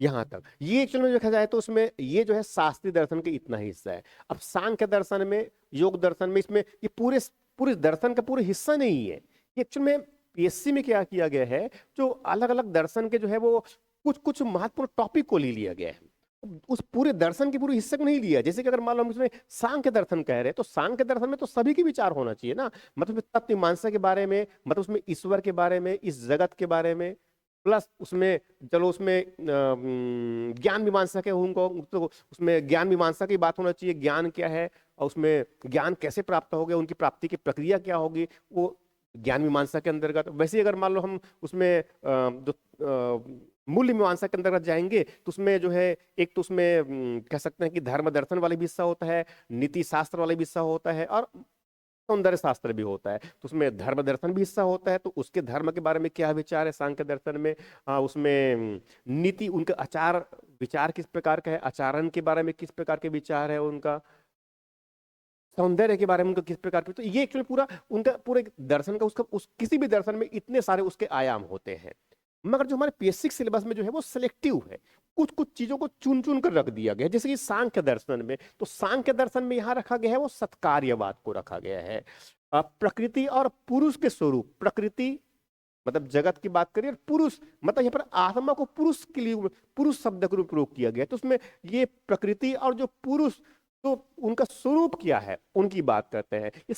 ये जो सांख्य दर्शन में है वो एक्चुअल में जगत का विकास हुआ है इस पर बिलीव करता है। जगत को, जिनको कोई सृष्टिवाद की बात नहीं करते, सृष्टि का निर्माण किया गया है ऐसा नहीं है, मतलब क्रिएशनिज्म कहते हैं जिनको, किसी ने इनको बनाया है, ईश्वर ने बनाया इसको, ये इस पर विश्वास नहीं करता है। ये सांख्य दर्शन जो है इसमें विकासवाद, ये इसकी बात करता है, विकासवाद की। इसके मतलब सांख्य दर्शन में जो है इसमें एक तो सत्कार्यवाद, प्रकृति और पुरुष का स्वरूप, और एक जो है इसमें विकासवाद, यहां तक की संकल्पना हो। इसमें मतलब तीन ही टॉपिक है सांख्य दर्शन में। वैसे ही जब योग दर्शन में जाएंगे तो उसमें तो केवल एक ही टॉपिक है, अष्टांग योग है। प्रश्न वहीं से पूछते हैं, कई बार प्रश्न पूछा, एक तो अष्टांग योग क्या होता है, प्रश्न पहले यही पूछ देते हैं इनमें से। जिसमें मतलब वो बेसिक सप्ताह उसमें में जो है उसमें सत्कार्यवाद क्या होता है, प्रश्न ऐसे पूछता है इनमें से। पुरुष और प्रकृति का संबंध किस प्रकार, उनका स्वरूप किस प्रकार का है, यही प्रश्न पूछते हैं इनमें से। मतलब बहुत कहने का मतलब ये कि बहुत बुनियादी प्रश्न पूछते हैं ये। विकासवाद क्या है, प्रश्न ऐसे पूछते, दो नंबर के प्रश्न ऐसे पूछते हैं इनमें से। अब देखिए योग दर्शन में पूछेगा अष्टांग योग क्या है। अब अष्टांग योग में तो उसमें 8 योगांग होते हैं, यम, नियम, आसन, प्राणायाम, प्रत्याहार, ध्यान, धारणा और समाधि, यहां इस प्रकार से। ये तो ये एक्चुअल में जो है अष्टांग योग। तो इस अष्टांग योग में पूछेगा यम क्या है, नियम क्या है, प्राणायाम क्या है। तो 2 नंबर में ऐसे प्रश्न पूछते हैं ये। इसमें क्वेश्चन मैंने उधर रखा हुआ है, वो उसमें अब ऐप में जाएंगे तो देख भी सकते हैं उनको मेरे। इसके बाद इसी क्रम में जाएंगे तो उसमें न्याय दर्शन में, तो न्याय दर्शन में जो इसमें जैसे कि इसमें 2 ही टॉपिक कह सकते हैं इनमें से, एक तो प्रमा और अप्रमा क्या होता है, और असत्कार्यवाद। देखो सत्कार्यवाद जो है सांख्य दर्शन का विचार है, और असत्कार्यवाद जो है न्याय दर्शन का विचार है। देखो प्रारंभिक परीक्षा में तो ऐसे पूछ देते हैं, अगर मुख्य परीक्षा को ठीक से अगर तैयार कर लिए हैं तो प्रारंभिक परीक्षा की तैयारी तो ऐसी हो जाती है। दर्शन प्रश्न अगर दर्शन शास्त्र पूछते हैं तो ऐसी मुख्य प्रश्न तैयार कर लिए तो ऐसी तैयारी हो जाती है इनमें से। अब उसके बाद जैसे बताया मैंने कि अब न्याय दर्शन में क्या है, प्रमा और अप्रमा का विचार है। तो प्रमा मतलब क्या है भाई, जो सही ज्ञान प्राप्त हुआ उनको समान्य भाषा में कह देंगे, प्रमा कह देंगे, और जो यथार्थ ज्ञान नहीं है वो अप्रमा है। मतलब बुनियादी रूप से मैं कह रहा हूँ, जब सब्जेक्ट पर उस टॉपिक पर जाएंगे तो बहुत डिटेल बात करेंगे, वो तो है ही हमारे पास में। असतत कार्यवाद, ये सब जो है न्याय दर्शन। तो न्याय दर्शन में कितने, तीन टॉपिक, तीन छोटे छोटे टॉपिक है। अब वैशेषिक दर्शन, तो वैशेषिक दर्शन तो जो है बहुत महत्वपूर्ण मानते हैं, उसमें केवल एक ही टॉपिक है हमारे पास में, परमाणुवाद। परमाणु तो आजकल बहुत दुनिया में चल ही रहा है, परमाणुवाद, परमाणु युद्ध की बात हो रही है, तो यहाँ पर सबसे मौलिक विचार है परमाणुवाद का, वैशेषिक दर्शन की बात कर रहे हैं। अब इसके बाद इसमें जो है मीमांसा दर्शन, अच्छा वैशेषिक बाद इसमें मीमांसा छूट गया है हमारे पास में, मीमांसा दर्शन। अब मीमांसा दर्शन में जो इसमें दो टॉपिक ही है।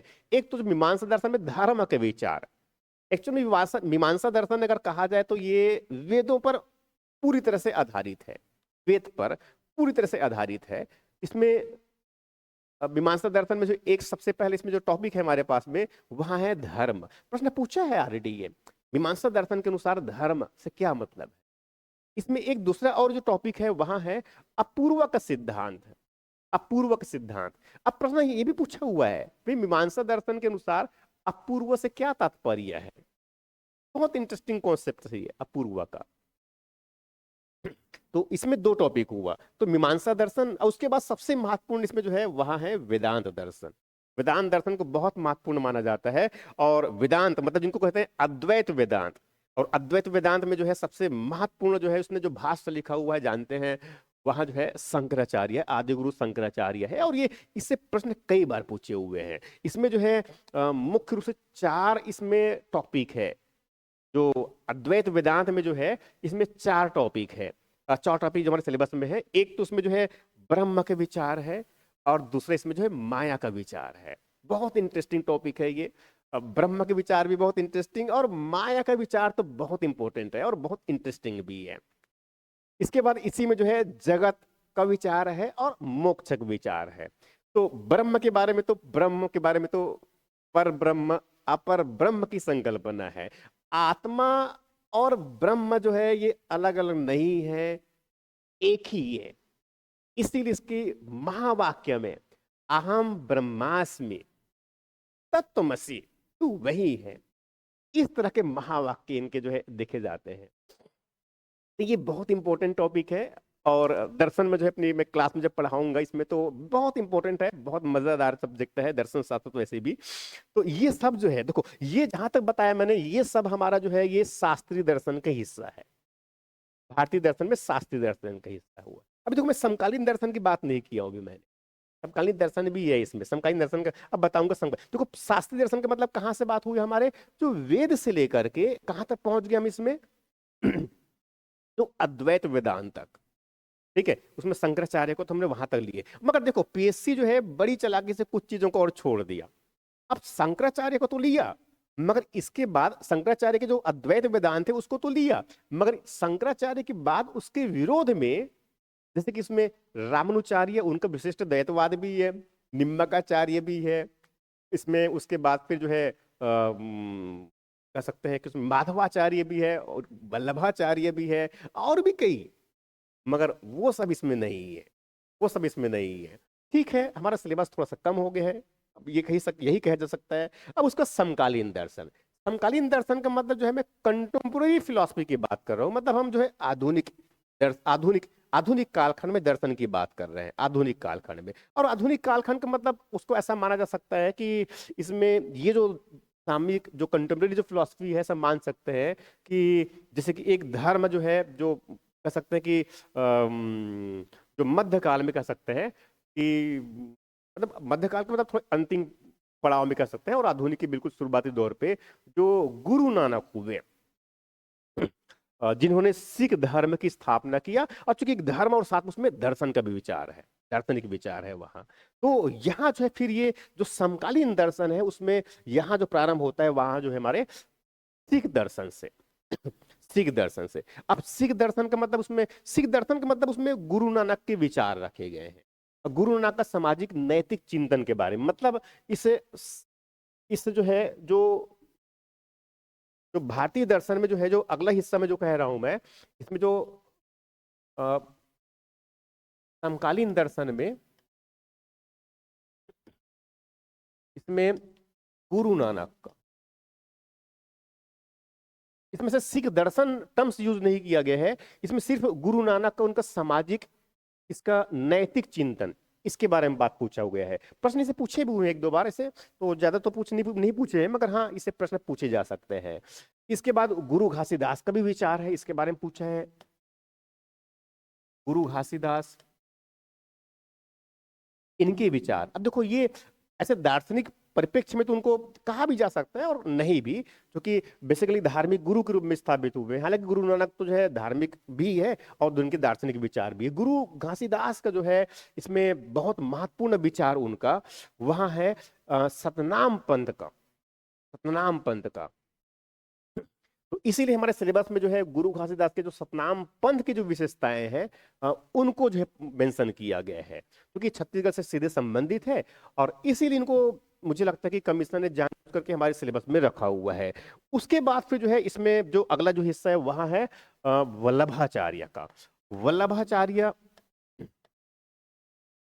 तो जानते हैं कि ये ऐसे भी इनका संबंध छत्तीसगढ़ से तो है ही, इस तरफ छत्तीसगढ़ में रायपुर चंपारण से उनका संबंध है, इनका जन्म स्थान माने जाते हैं वल्लभाचार्य का। और इसमें जो हमारे सिलेबस का जो हिस्सा है, इसमें पुष्टि मार्ग, पुष्टि मार्ग ये हमारा हिस्सा है। प्रश्न पुष्टि मार्ग जो है इतिहास से पढ़ते हैं तो समान रूप से, मगर यहाँ थोड़ा सा उनको डिटेल में जानने की आवश्यकता है, वो थोड़ा सा डिटेल में जानने की आवश्यकता है उनको। आगे जब उसमें जब रेगुलर क्लासेस, जैसे रेगुलर क्लासेस में जैसे इसी मेंटरशिप, इसी जो है जो गाइडेंस प्रोग्राम के अंतर्गत जो मैं अलग अलग लेक्चर लेके आऊंगा, मे भी हो सकता है वीकली बेसिस पर, या फिर तो खैर अभी मैं थोड़ा रेगुलर बेसिस पर, डेली बेसिस पर कर सकता हूँ मैं कुछ लेक्चर कंटिन्यू में, तो सिलेबस को समझाने के बेसिस पर। तो वल्लभाचार्य के जो है पुष्टि मार्ग का वो सिद्धांत इसमें है ये। उसके बाद इसी क्रम में जो है सबसे महत्वपूर्ण इसमें जो है विचार कर सकते हैं, दार्शनिक विचार कर सकते हैं, वहां है स्वामी विवेकानंद का, स्वामी विवेकानंद का। अब देखो स्वामी विवेकानंद का विचार का मतलब इसमें जो है मुख्यतः मुख्य रूप से दो इसके टॉपिक्स है, दो टॉपिक इसमें, दो विचार रखे गए हैं। एक तो उसमें जो है व्यवहारिक वेदांत है, एक इसमें व्यवहारिक वेदांत है, और दूसरा जो है सार्वभौमिक धर्म है। व्यवहारिक वेदांत, वेदों व्यवहारिक वेदांत का मतलब ये है कि जो वेदांत दर्शन थे, वेदांत दर्शन जिस पर भाष्य जो है शंकराचार्य ने भी लिखा हुआ था किया हुआ था, उस पर उसी को जो है थोड़ा सा आधुनिक परिप्रेक्ष्य में जब अपने इसी काल में स्वामी विवेकानंद जो है उनको एक नए रूप में दिया, इसीलिए उनको हम व्यवहारिक वेदांत भी कहते हैं। वेदांत ही है बेसिकली, वेदांत ही है बेसिकली, मगर उसमें व्यवहारिक रूप दिया स्वामी विवेकानंद ने, ऐसा कह सकते हैं कि उनको आधुनिक परिप्रेक्ष्य में उनकी व्याख्या किया, नई व्याख्या किया, ऐसा कह सकते हैं स्वामी विवेकानंद से। इसीलिए इस विचार को हम कहते हैं व्यवहारिक वेदांत स्वामी विवेकानंद के। इसी में दूसरा और विचार है स्वामी विवेकानंद का ही जो है सार्वभौमिक धर्म। तो प्रश्न यहाँ से पूछे जाते हैं, व्यवहारिक वेदांत से प्रश्न पूछे हुए हैं ऑलरेडी पीएससी में, तो ये जो है स्वामी विवेकानंद से संबंधित। इसके बाद और थोड़ा और आगे बढ़ेंगे इसमें, तो उसमें श्री अरविंदो का जो है इसमें विचार है, श्री अरविंदो का, श्री अरविंदो का, जिनको समान हम जिनको राष्ट्रीय आंदोलन में जो है अरविंद घोष के नाम से जानते हैं, वो श्री अरविंदो एक दार्शनिक, बड़े दार्शनिक माने जाते हैं। और अरविंदो, सॉरी माफ कीजिएगा थोड़ा सा स्पेलिंग गलत हो गया है।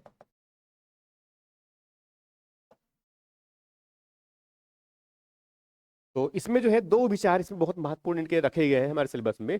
एक तो जो है समग्र योग का विचार है इसमें, समग्र योग। देखो योग जो है, योग दर्शन में तो ठीक है, उसमें अष्टांग योग वाला है उसमें, और यहाँ पर हम किसकी बात कर रहे हैं, समग्र योग। तो दोनों में अंतर है, बहुत बड़ा फर्क है, तो ये ध्यान रखने में। तो प्रश्न इसलिए पूछते हैं श्री अरविंदो का जो समग्र घोष, समग्र योग से क्या तात्पर्य है। इसी में एक और विचार है अतिमानस का, इसी में एक और विचार है अतिमानस का। तो ये बहुत महत्वपूर्ण संकल्पना है और ये आधुनिक परिप्रेक्ष्य में संकल्पना है, यहां भी कह सकते हैं ये। तो ये जितनी बात कही मैंने, ये एक्चुअल में हमारा समझ लो कि इसमें इसके बाद फिर इसमें जो है गांधी जी का भी विचार है सिलेबस में हमारा इसमें। इसके बाद इसमें अगर थोड़ा सा और आगे बढ़ जाऊं मैं, ये समकालीन दर्शन में जो है इसमें एक तो जो है गांधी जी का। अब गांधी जी जो है जानते हैं कि हमारे राष्ट्रीय आंदोलन के जो है सबसे बड़े नेताओं में से एक रहे हैं। अ, गांधी जी राष्ट्रपिता भी कहते हैं, सब जानते हैं इनमें। अब ये तो जो है ठीक है, बड़ा लीडर है, बड़ा राजनीतिज्ञ पर्सन है, समाज सुधारक भी है। कह सकते हैं कि अब इसमें दार्शनिक विचार इनकी है। अब गांधी जी के दार्शनिक विचार का मतलब क्या हुआ इनमें? भाई, अहिंसा। भगवान बुद्ध ने भी यही अहिंसा की बात कहा था, कही थी उसमें, और भगवान महावीर ने भी। मगर आधुनिक परिप्रेक्ष्य में भी अहिंसा को जिन्होंने जो है कह सकते हैं भारत की आजादी के लिए बड़ा आधार, आंदोलन का आधार, आंदोलन आंदोलन बना, जन आंदोलन बना दिया अहिंसा के बेसिस पर। तो वो जो है गांधी जी का जो है इसमें अहिंसा, अहिंसा दर्शन जो है, दर्शन के रूप में अहिंसा। सत्याग्रह, जानते हैं उनका जो सबसे बड़ा जो हथियार अंग्रेजों के विरुद्ध, सबसे बड़ा हथियार तो उनका यही था, अहिंसा और सत्याग्रह। तो ये दोनों के विचार यहाँ पर रखे गए हैं हमारे सिलेबस में, अहिंसा और सत्याग्रह का। इसके अलावा जो इसमें एक एकादश व्रत, गांधी जी का जो है एकादश व्रत। एकादश व्रत का मतलब ये इसमें 11 व्रत, मतलब 11 प्रण कह सकते हैं एक प्रकार से, ये उसकी बात करते हैं। तो प्रश्न पूछे भी है कि गांधी जी के एकादश व्रत में जो है निम्नलिखित कौन कौन सी चीजें सम्मिलित है, क्या है, ये प्रश्न पूछा हुआ है। इसके बाद इसी में गांधी जी के बाद इसमें जो है डॉक्टर अंबेडकर का जो सामाजिक चिंतन है, डॉक्टर अंबेडकर का डॉक्टर अंबेडकर का जो सामाजिक चिंतन है, ये भी हमारे सिलेबस का हिस्सा है। देखो ये सब हमें जो है पहले अगर कुछ थोड़ी बहुत यहाँ पढ़े भी हुए हैं तो हमें थोड़ा सा आइडिया होता है। अगर इतिहास में थोड़ा सा डॉक्टर अंबेडकर के बारे में थोड़ा सा रफली अगर आपने आइडिया लिया हुआ है कि भी उनके विचार किस प्रकार से थे, समाज को लेकर के, संविधान को लेकर के, अर्थव्यवस्था को लेकर के, तो इसके विचार को हम समझ सकते हैं। ये बहुत आसान है समझना इनको वो। ठीक है, इसके बाद जो इसमें सबसे अंतिम कह सकते हैं इनमें दीनदयाल उपाध्याय, पंडित दीनदयाल उपाध्याय, ये बड़े दीनदयाल, पंडित दीनदयाल उपाध्याय पूरा नाम है। तो इनके इनके दार्शनिक विचार कह सकते हैं। इनमें जो है एक बहुत महत्वपूर्ण विचार दिया था, ये चूंकि बड़े नेता रहे हैं भारत की आजादी के बाद में कह सकते हैं, इसने एक विचार दिया था एकात्म मानव दर्शन का, एकात्म मानव दर्शन का। तो ये जो है इसमें विचार रखे गए हैं हमारे सिलेबस में। तो जैसे मैंने बताया कि जो हमारा जो सिलेबस है उसमें एक तो जो है जैसे बताया कि दर्शन शास्त्र एक परिचय के रूप में है, कुछ टॉपिक वहां से संबंधित है। उसके बाद इसमें जो शास्त्रीय दर्शन है भारत का, जो वेद से प्रारंभ होकर के इस तरफ, जैसे मैंने बताया कि अद्वैत वेदांत और जो कौटिल्य का जो अर्थशास्त्र है, वहां तक उनको सम्मिलित कर लिया हमने। और उसके बाद फिर जो शास्त्रीय दर्शन जो प्रारंभ हुआ में जो गुरु नानक के जो है सामाजिक जो नैतिक विचार है, वहां से लेकर के ये जो पंडित दीनदयाल जो है उपाध्याय तक में एकात्म मानव दर्शन के जो विचार है, यहां तक। तो ये जो है भारतीय दर्शन, जिनमें शास्त्री भी है और साथ में जो है समकालीन दर्शन भी है। अब अब इसके बाद जो है, इसके बाद तीसरा जो हिस्सा है इनका, इसके बाद तीसरा जो हिस्सा है ये वह है पाश्चात्य दर्शन।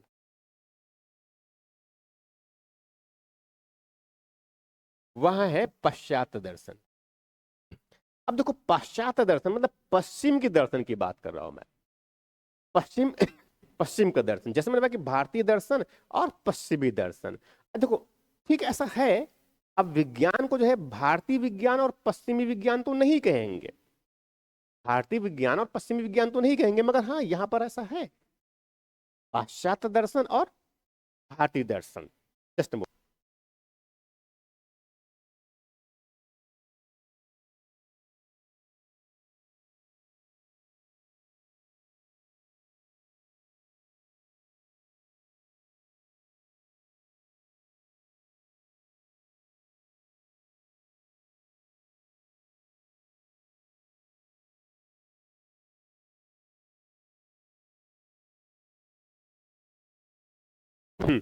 तो जैसे बता रहा था मैं कि जो पाश्चात्य दर्शन है, तो पाश्चात्य दर्शन भारतीय दर्शन डिफरेंसेस तो ठीक है, वो अलग बातें हैं। मगर हाँ, अब हमें ये समझना है कि हमारे सिलेबस में जो पाश्चात्य दर्शन है उसमें क्या है एक्चुअल में। तो पाश्चात्य दर्शन में जो सिलेबस में जो हमारी हिस्सा है वो, देखो पूरे पश्चिमी दर्शन में जो तो है उसमें बहुत सारी बातें हैं, और पूरे पश्चिमी दर्शन में तो बहुत सारी चीजें हैं, मगर चूंकि हमारे सिलेबस में जो है बहुत सामान्य चीजों को रखा गया है। और कोई पश्चिम में कोई अगर दार्शनिक है तो उनके पूरे विचार को भी नहीं रखा गया, वो बहुत सेलेक्टिव तरीके से लिया गया है, बहुत सेलेक्टिव तरीके से। अब पश्चात दर्शन में कुल मिलाकर अगर से देखें इनमें, तो पश्चात दर्शन में जो है लगभग वही 15 दार्शनिकों के विचार रखे गए हैं, 15 दार्शनिकों के विचार रखे गए हैं पश्चात दर्शन में। जो प्लेटो से शुरुआत होता है, उनके सद्गुण से शुरुआत होता है, और इस तरफ जो सार्त्र जिनका अस्तित्ववाद, वहां तक इसमें कुल 15 दार्शनिक है। अब इस पश्चात दर्शन में भी थोड़ा समझ लेते हैं, ठीक है। पश्चात दर्शन में भी अगर थोड़ा समझे एक्चुअली में, तो देखो पश्चात दर्शन जो है,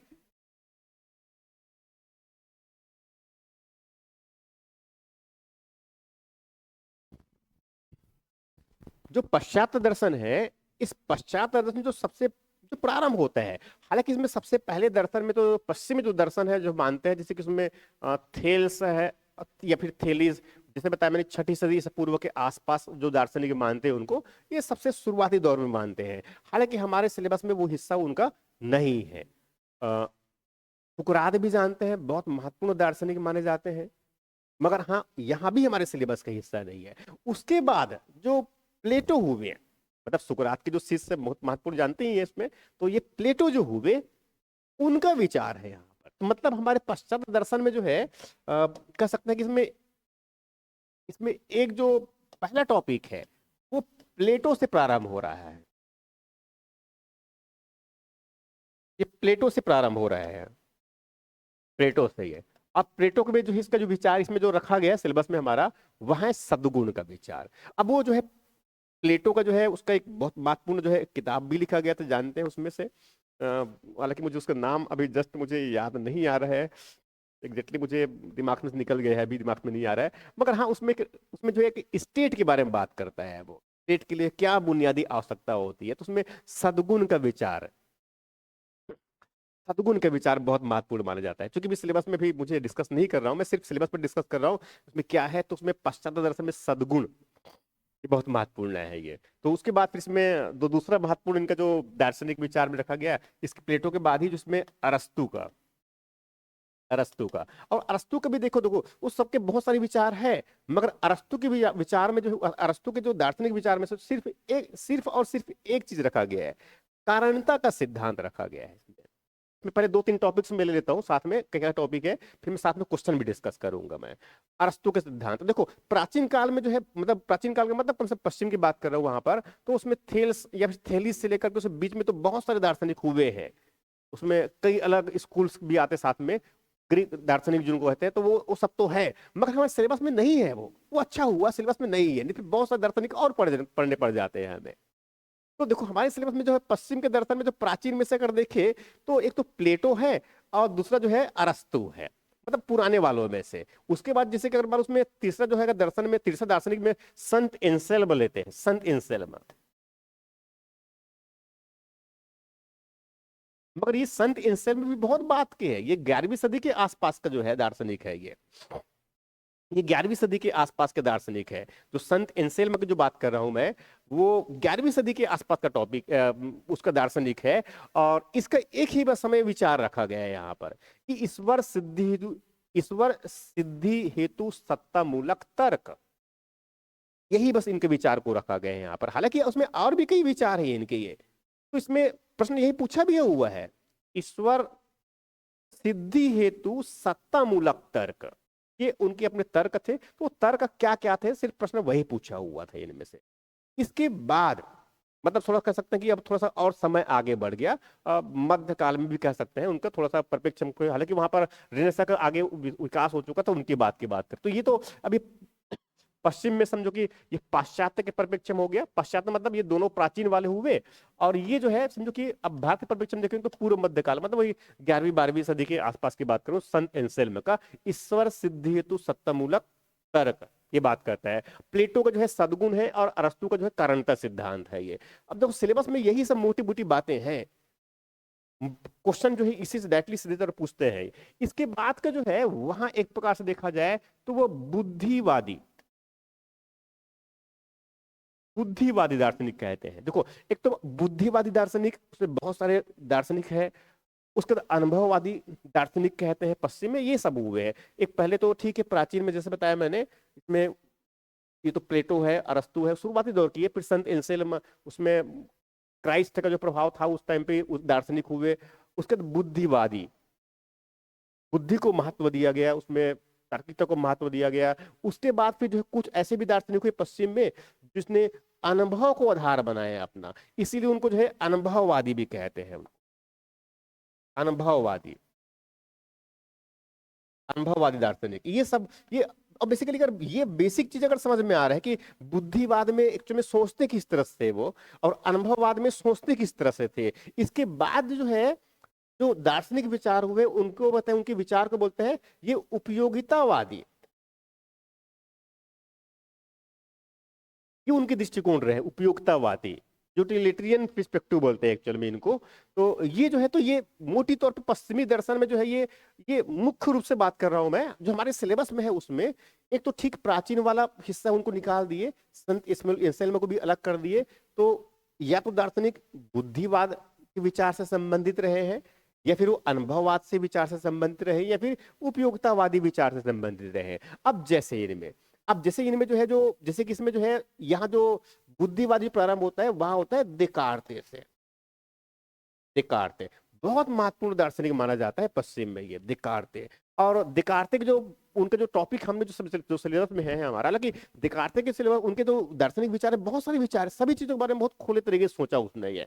मगर जो हमारे सिलेबस में है उसमें दो ही चीज है, एक संदेह पद्धति, एक इसमें क्या है संदेह पद्धति। संदेह पद्धति का मतलब ये कि वो भाई उनकी एक पद्धति है, किस बात के लिए, संदेह करने के लिए। हर चीजों में संदेह कर सकते हैं, हर चीजों में संदेह करते हैं। ईश्वर, कोई कह रहे कि ईश्वर है, जैसे उधर कह दिया कि ईश्वर है, अरे भाई वो है कि नहीं उस पर डाउट से करेगा, मतलब हर चीजों पर डाउट्स।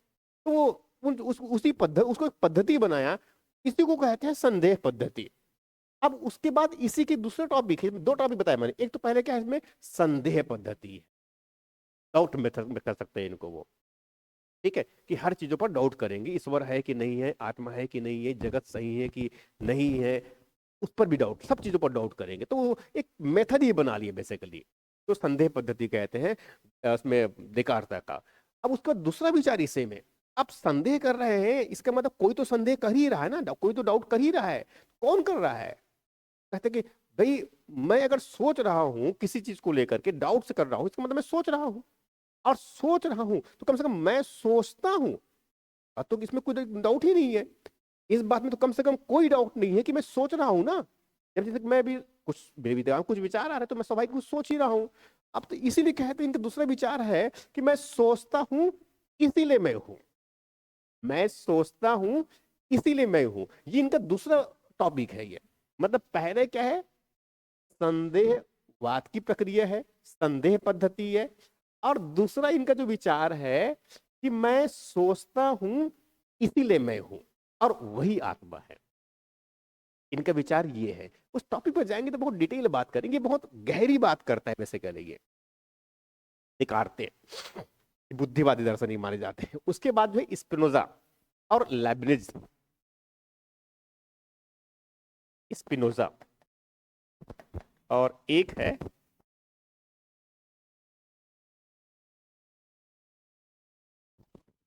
लेबनिज। लेबनिज स्पेलिंग थोड़ा गलत हो गया, लेबनिज। देखो ये तीनों दार्शनिक जो है ये बुद्धिवादी है, और भी कई बुद्धिवादी दार्शनिक है, मगर ये तीनों जो है बुद्धिवादी माने जाते हैं ये।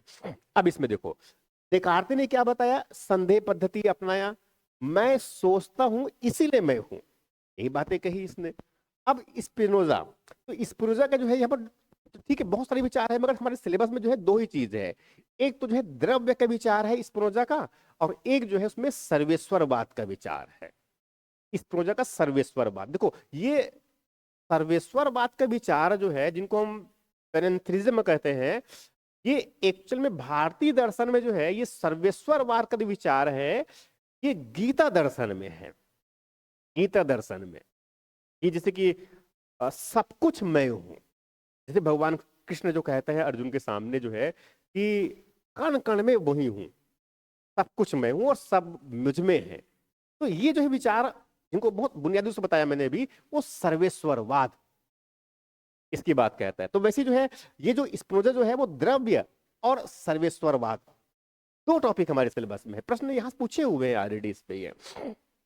उसके बाद लाइब्निज, लाइब्निज बहुत महत्वपूर्ण दार्शनिक माने जाते हैं, मुझे बहुत पसंद है एक्चुअल में ये। तो उसमें इसमें दो टॉपिक यहाँ पर रखे हुए हैं। एक तो उसमें चिदनुवाद, चिदनुवाद मोनाड जिनको कहते हैं, चिदनुवाद प्रश्न भी पूछा हुआ है, प्रश्न पूछा हुआ है चिदनुवाद में से आप क्या समझते हैं। तो चिदनु क्या होता है, प्रश्न ये भी पूछा हुआ है। इसमें साथ में दूसरे टॉपिक इसमें जो है दूसरे इसका दूसरा विचार इसमें रखा गया है, पूर्व स्थापित सामंजस्य का सिद्धांत, ये रखा गया है। तो चिदनु क्या होता है ये सब मैं डिस्कस करूंगा। चिदनु मीन्स मोनोड, वो क्या होता है, और चिदनुवाद की विचारधारा क्या है, चिदनु के एक है कि अनेक है, वो इस चीज का मतलब चिदनु मतलब एक प्रकार से जो मूल विचार, मूल जो है तत्व की बात करें, चिदनु मतलब बुनियादी रूप से वही है, उसी की बात कर रहा है ये। तो ये जो है देकार्ते संदेह पद्धति है, और साथ में इसमें मैं हूं, मैं सोचता हूं इसलिए मैं हूं, ये विचार स्पिनोजा का द्रव्य विचार है, और साथ में इसमें द्रव्य विचार है, और साथ में उसमें जो है वो पूर्व स्थापित सामंजस्य का सिद्धांत है। ये जो हो गया स्पिनोजा का द्रव्य हो गया, और सर्वेश्वरवाद माफ कीजिएगा, और लाइब्निज का जो है, लाइब्निज का जो है चिदनुवाद है, और साथ में उसमें जो है पूर्व स्थापित सामंजस्य के सिद्धांत है ये। अब इसके बाद जो अनुभववादी विचार जो कह रहा था मैं पश्चिमी दर्शन में, वहां जो है इसमें एक तो उसमें जैसे कि इसमें अब इस पे स्पिनोजा के बाद जो दार्शनिक हुए, जैसे कि इसमें ह्यूम, ह्यूम में कुछ दार्शनिक ले रहा हूं मैं यहाँ पर, ह्यूम, ह्यूम दार्शनिक जो है, अब ह्यूम का जो है यहाँ पर एक संदेहवाद, ह्यूम का जो है यहाँ पर जो संदेहवाद, देखो यहाँ पर हमने जो है संदेह पद्धति की बात किया था, देकार्ते में संदेह पद्धति की बात की, तो वो बिल्कुल अलग बात कह रहा है। मगर यहाँ पर जो ह्यूम जो है वो संदेहवाद की बात करता है। ये ह्यूम जो है संदेहवाद, ये अलग विचार है ये इनका। अब इसका सिर्फ एक ही बात रखी गई यहाँ पर ह्यूम का, तो बताया कि पश्चिम में बहुत सारे दार्शनिकों को लिया गया है, मगर छोटे छोटे टॉपिक केवल एक एक विचार को बस ले लिया गया है। सिलेबस में तो वैसे ही रखा गया है हमारा, क्योंकि इसको जानना ही पड़ेगा हमें इसमें, तो बहुत बेसिक बात है। ह्यूम ने वही संदेहवाद में क्या कहा है, हमें केवल इतना ही जानना है। अगर थोड़ा सा अगर बेसिक चीजों को समझ लिए, थोड़ा सा कॉन्सेप्ट क्लियर कर लिए कि भी संदेहवाद है क्या आखिर ह्यूम का, तो ये बहुत आसान है चीजें थोड़ा सा पढ़ना एक्चुअल में इनको, और लिखना तो बहुत आसान हो जाता है फिर। उसके बाद इसी क्रम में जो है ह्यूम के बाद इसमें कांट है, कांट बहुत महत्वपूर्ण, इमैनुअल कांट कहते हैं, इमैनुअल कांट कहते हैं एक्चुअल में, कांट इमैनुअल कांट कहते हैं, ये बहुत इंपॉर्टेंट है इसका। इमैनुअल कांट ने एक विचार दिया था समीक्षावाद का, समीक्षावाद, समीक्षा जैसे कि जानते हैं कि आर्थिक समीक्षा भी होता है, तो ये क्या है, समीक्षावाद की बात कर रहा है ये इनका विचार कांट का। ये बहुत महत्वपूर्ण विचार माने जाते हैं कि ये बुद्धिवादी और जो अनुभववादी थे, दोनों के साथ में जो इसने उनका सकते समीक्षा किया, और एक उस पर ही बेस्ड अपना एक विचार दिया, समीक्षावादी कहते हैं ये ह्यूम का। इसमें एक चीज और छूट रहे हैं हमारा, एक उसमें जो है दो छूट रहे हैं एक्चुअल में, एक तो लाक और एक जो है बर्कले, एक उसमें जो लाक और एक जो है बर्कले, लाक और जो है बर्कले, ये पश्चिम के सब दार्शनिक है एक्चुअल में। बर्कले देखो लाक जो है, जैसे उसके पहले हमने बहुत पहले उसमें जो है जो चरवाक दर्शन में जो ज्ञान मीमांसा की जब बात किया था, तो उसके ज्ञान मीमांसा सुखवाद की बात बताया था मैंने, चरवाक दर्शन में वही दो चीज रखा गया है हमारे पास में। तो यही जो है लाक का जो पश्चिम का दार्शनिक है, एक दर्शन लॉक दार्शनिक है, जॉन लॉक कहते हैं एक्चुअल में उनको, तो उसका एक विचार रखा गया यहाँ पर, उनका ज्ञान मीमांसा का, उनके ज्ञान मीमांसा के विचार को रखा गया है। तो बहुत सिंपल पश्चिमी दर्शन प्रश्न पूछे, बहुत सिंपल प्रश्न पूछे। और वैसे जो है जो बर्कले के जो विचार है, उसमें बर्कले के विचार में जो है सत्ता अनुभव मूलक है, सत्ता अनुभव मूलक है, ये दो विचार रखे गए हैं। तो उसमें एक तो लॉक का जो है ज्ञान मीमांसा है, और बर्कले का जो है इसमें सत्ता अनुभव मूलक है। ये सिलेबस का हिस्सा है हमारा। तो ये समझ सकते हैं कि इसमें तो जैसे कि लॉक बर्कले और ये ह्यूम ये सब जो है अनुभववादी रहे हैं एक्चुअल में। और इसके बाद फिर जैसे मैंने बताया, एक तो जो है एक कांट जो है वो जैसे बताया कि समीक्षावाद के विचार दिए इसने, कांट जो है समीक्षावाद का विचार दिया। अब इसके बाद इसमें जो है और भी अगर देखें पश्चिमी दर्शन में, थोड़ा सा मैं आगे जल्दी बढ़ दे रहा हूं मैं, इसमें जो है हेगल है, बहुत महत्वपूर्ण दार्शनिक माने जाते हैं। बोध और सत्ता को लेकर उसने अपना विचार दिया था।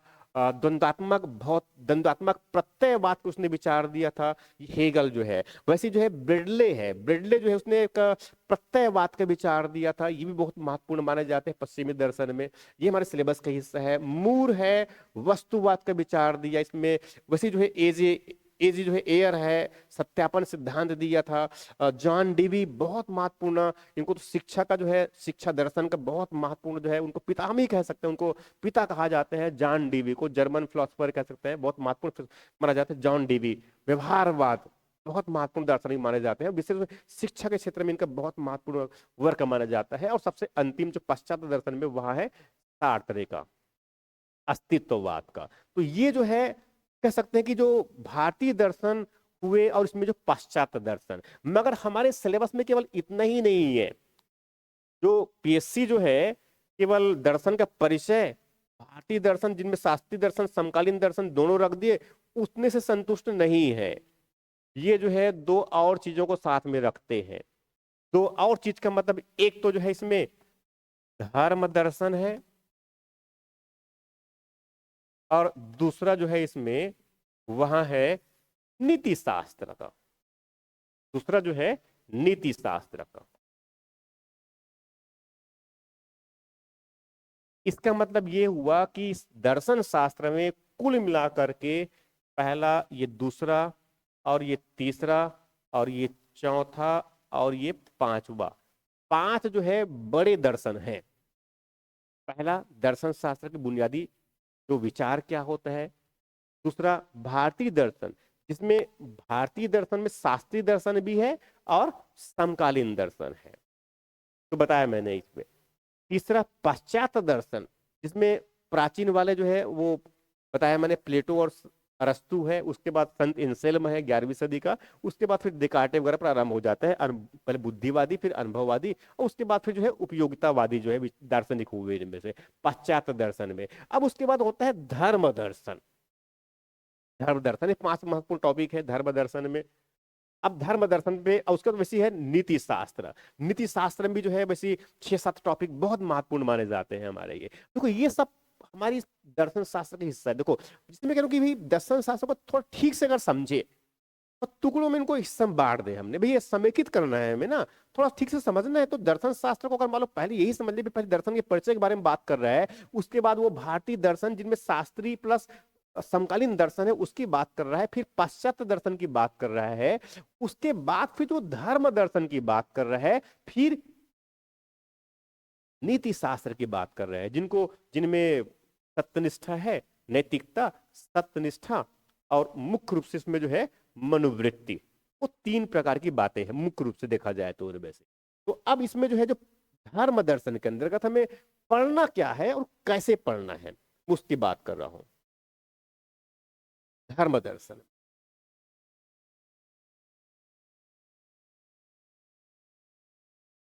धर्म दर्शन में, तो धर्म दर्शन में जो है सबसे पहला जो हमारे सिलेबस में टॉपिक रखा गया है, अच्छा धर्म दर्शन का थोड़ा सा उनका पूरा व्यापक रूप अगर देखेंगे तो बहुत सारे विचार होते हैं धर्म दर्शन में। मगर हमारे सिलेबस में जो है इसमें केवल 5 टॉपिक्स रखे गए, 5 प्रकार के विचार रखे गए हैं इनमें हमारे सिलेबस में। तो सबसे पहला जो है इसमें, एक तो जिसमें धर्म का अभिप्राय,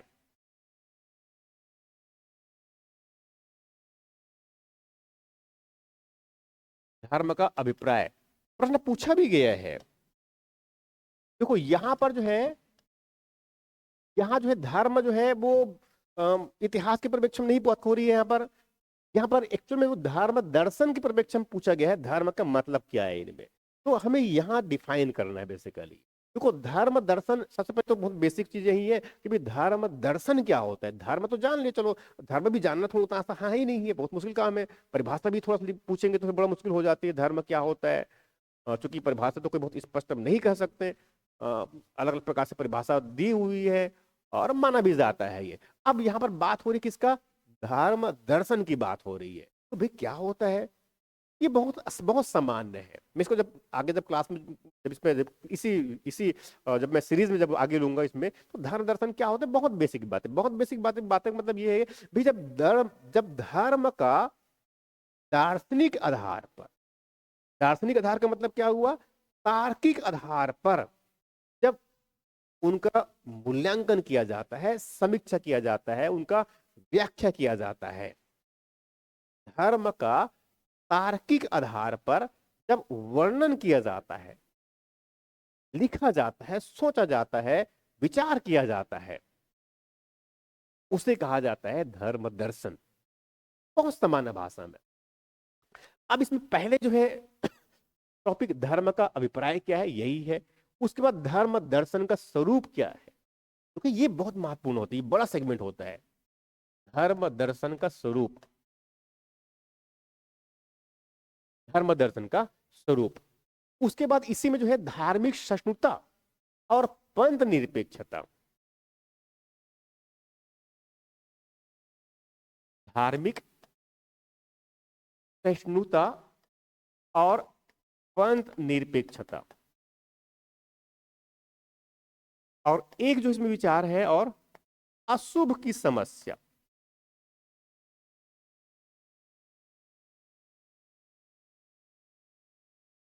अशुभ की समस्या। तो धर्म दर्शन में जो है हमारे सिलेबस में जो है वो केवल 5 टॉपिक है। धर्म का अभिप्राय क्या है, धर्म दर्शन का स्वरूप क्या है, और धार्मिक सहिष्णुता क्या है, पंथ निरपेक्ष क्या है, और अशुभ की समस्या क्या है। और साथ 2020 में जो है मैं जब एग्जाम दे रहा था, एक बार कोविड टाइम मैंने एग्जाम दिया था संयोग से, तो अशुभ की समस्या संबंधित प्रश्न पूछे भी थे। तो मगर चूंकि उस समय थोड़ा सा कोविड वाला फेस चल रहा था, उसी परिप्रेक्ष्य में सब कुछ, तो ये सब उसके सिलेबस में से ये प्रश्न। तो ये धर्म दर्शन, धर्म दर्शन में धर्म का अभिप्राय क्या है, धर्म दर्शन का स्वरूप क्या है, बहुत इंपॉर्टेंट, थोड़ा बड़ा टॉपिक होता है एक्चुअल में ये। धार्मिक सहिष्णुता तो बहुत छोटा सा बेसिक कॉन्सेप्ट है। पंथ निरपेक्षता भी जो है बहुत, सेकुलरिज्म बहुत बेसिक कॉन्सेप्ट है, मगर यहाँ पर ये टॉपिक किस परिप्रेक्ष्य में है, तो ये जो है हमारे धर्म दर्शन के हिस्से में है, ना कि संविधान में। देखो उद्देशिका में पंथ निरपेक्ष है, जब उनको थोड़ा समझेंगे तो कुछ अलग पर्सपेक्टिव होता है उनका, मगर यहाँ पर हम पंथ निरपेक्षता को जो है धर्म दर्शन के परिप्रेक्ष्य में।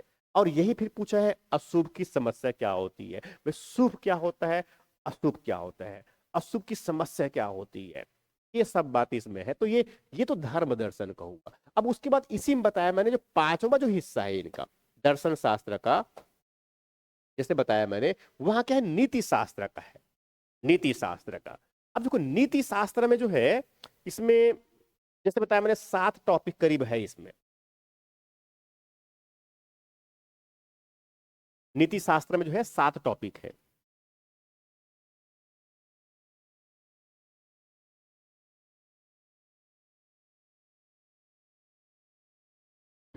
7 टॉपिक। अब मुख्य रूप से अगर देखें जो नीति शास्त्र जो है इसमें तो 3 चीजों पर आधारित है ये नीति शास्त्र जो है, नैतिकता, सत्यनिष्ठा और मनोवृत्ति, एथिक्स, इंटीग्रिटी और एप्टीट्यूड। ये 3 चीजों पर आधारित है पूरी सिलेबस। एक्चुअल में ऐसा समझे इनमें, तो ये यूपीएससी में जो है जो उनका जो 7th पेपर है नीति शास्त्र का, 7th पेपर नहीं, उनका 4th पेपर है नीति शास्त्र का मेंस में।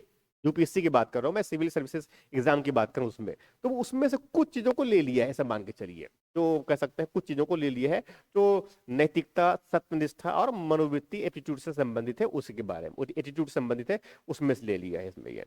अब इसमें जो है कुछ टॉपिक, जैसे 6-7 टॉपिक है इसमें, जैसे कि एक तो पहला टॉपिक है नैतिक मूल्य और नैतिक दुविधा, नैतिक मूल्य और नैतिक दुविधा।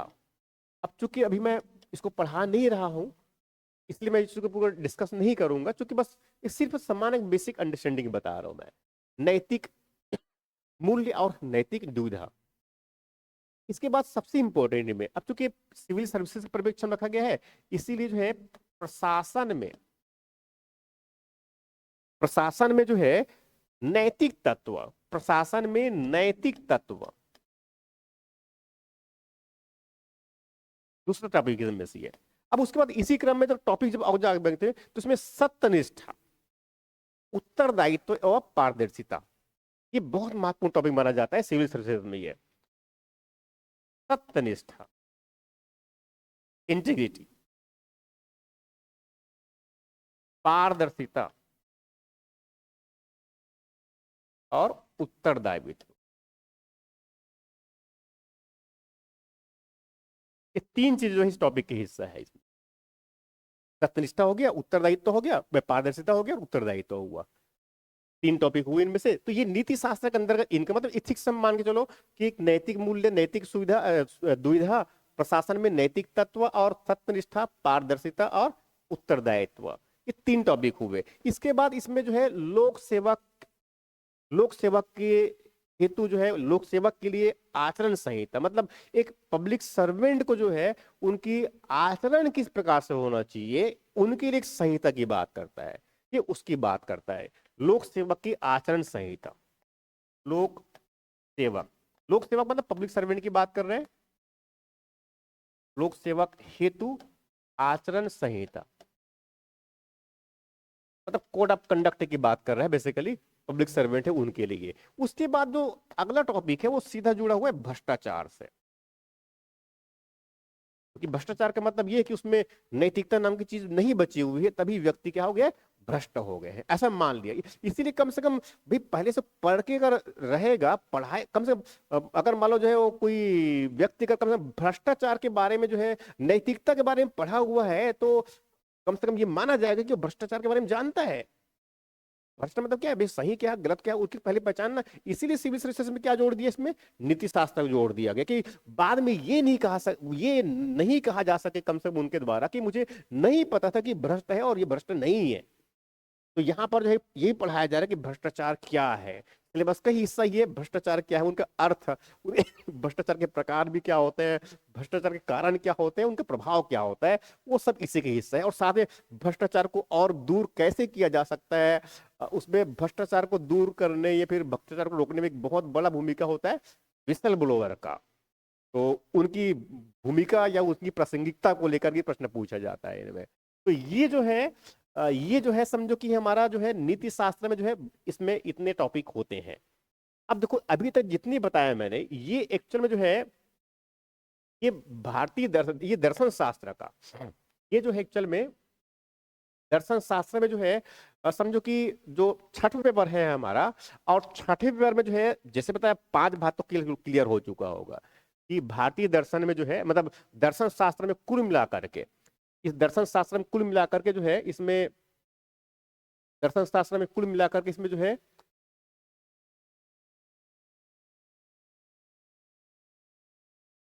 दर्शन शास्त्र में कुल मिलाकर के जो है इसमें 5 टॉपिक है। इसमें 5 टॉपिक जैसे बताया मैंने इसमें, और 5 टॉपिक में जो है जैसे बताया कि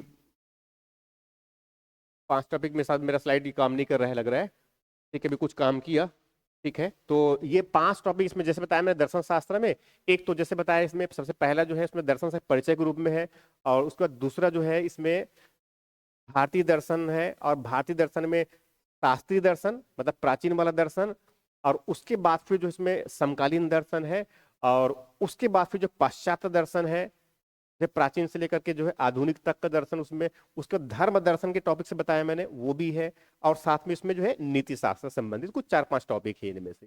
तो दर्शन शास्त्र में इतने सारे इसमें अलग अलग सेगमेंट है उनके ये।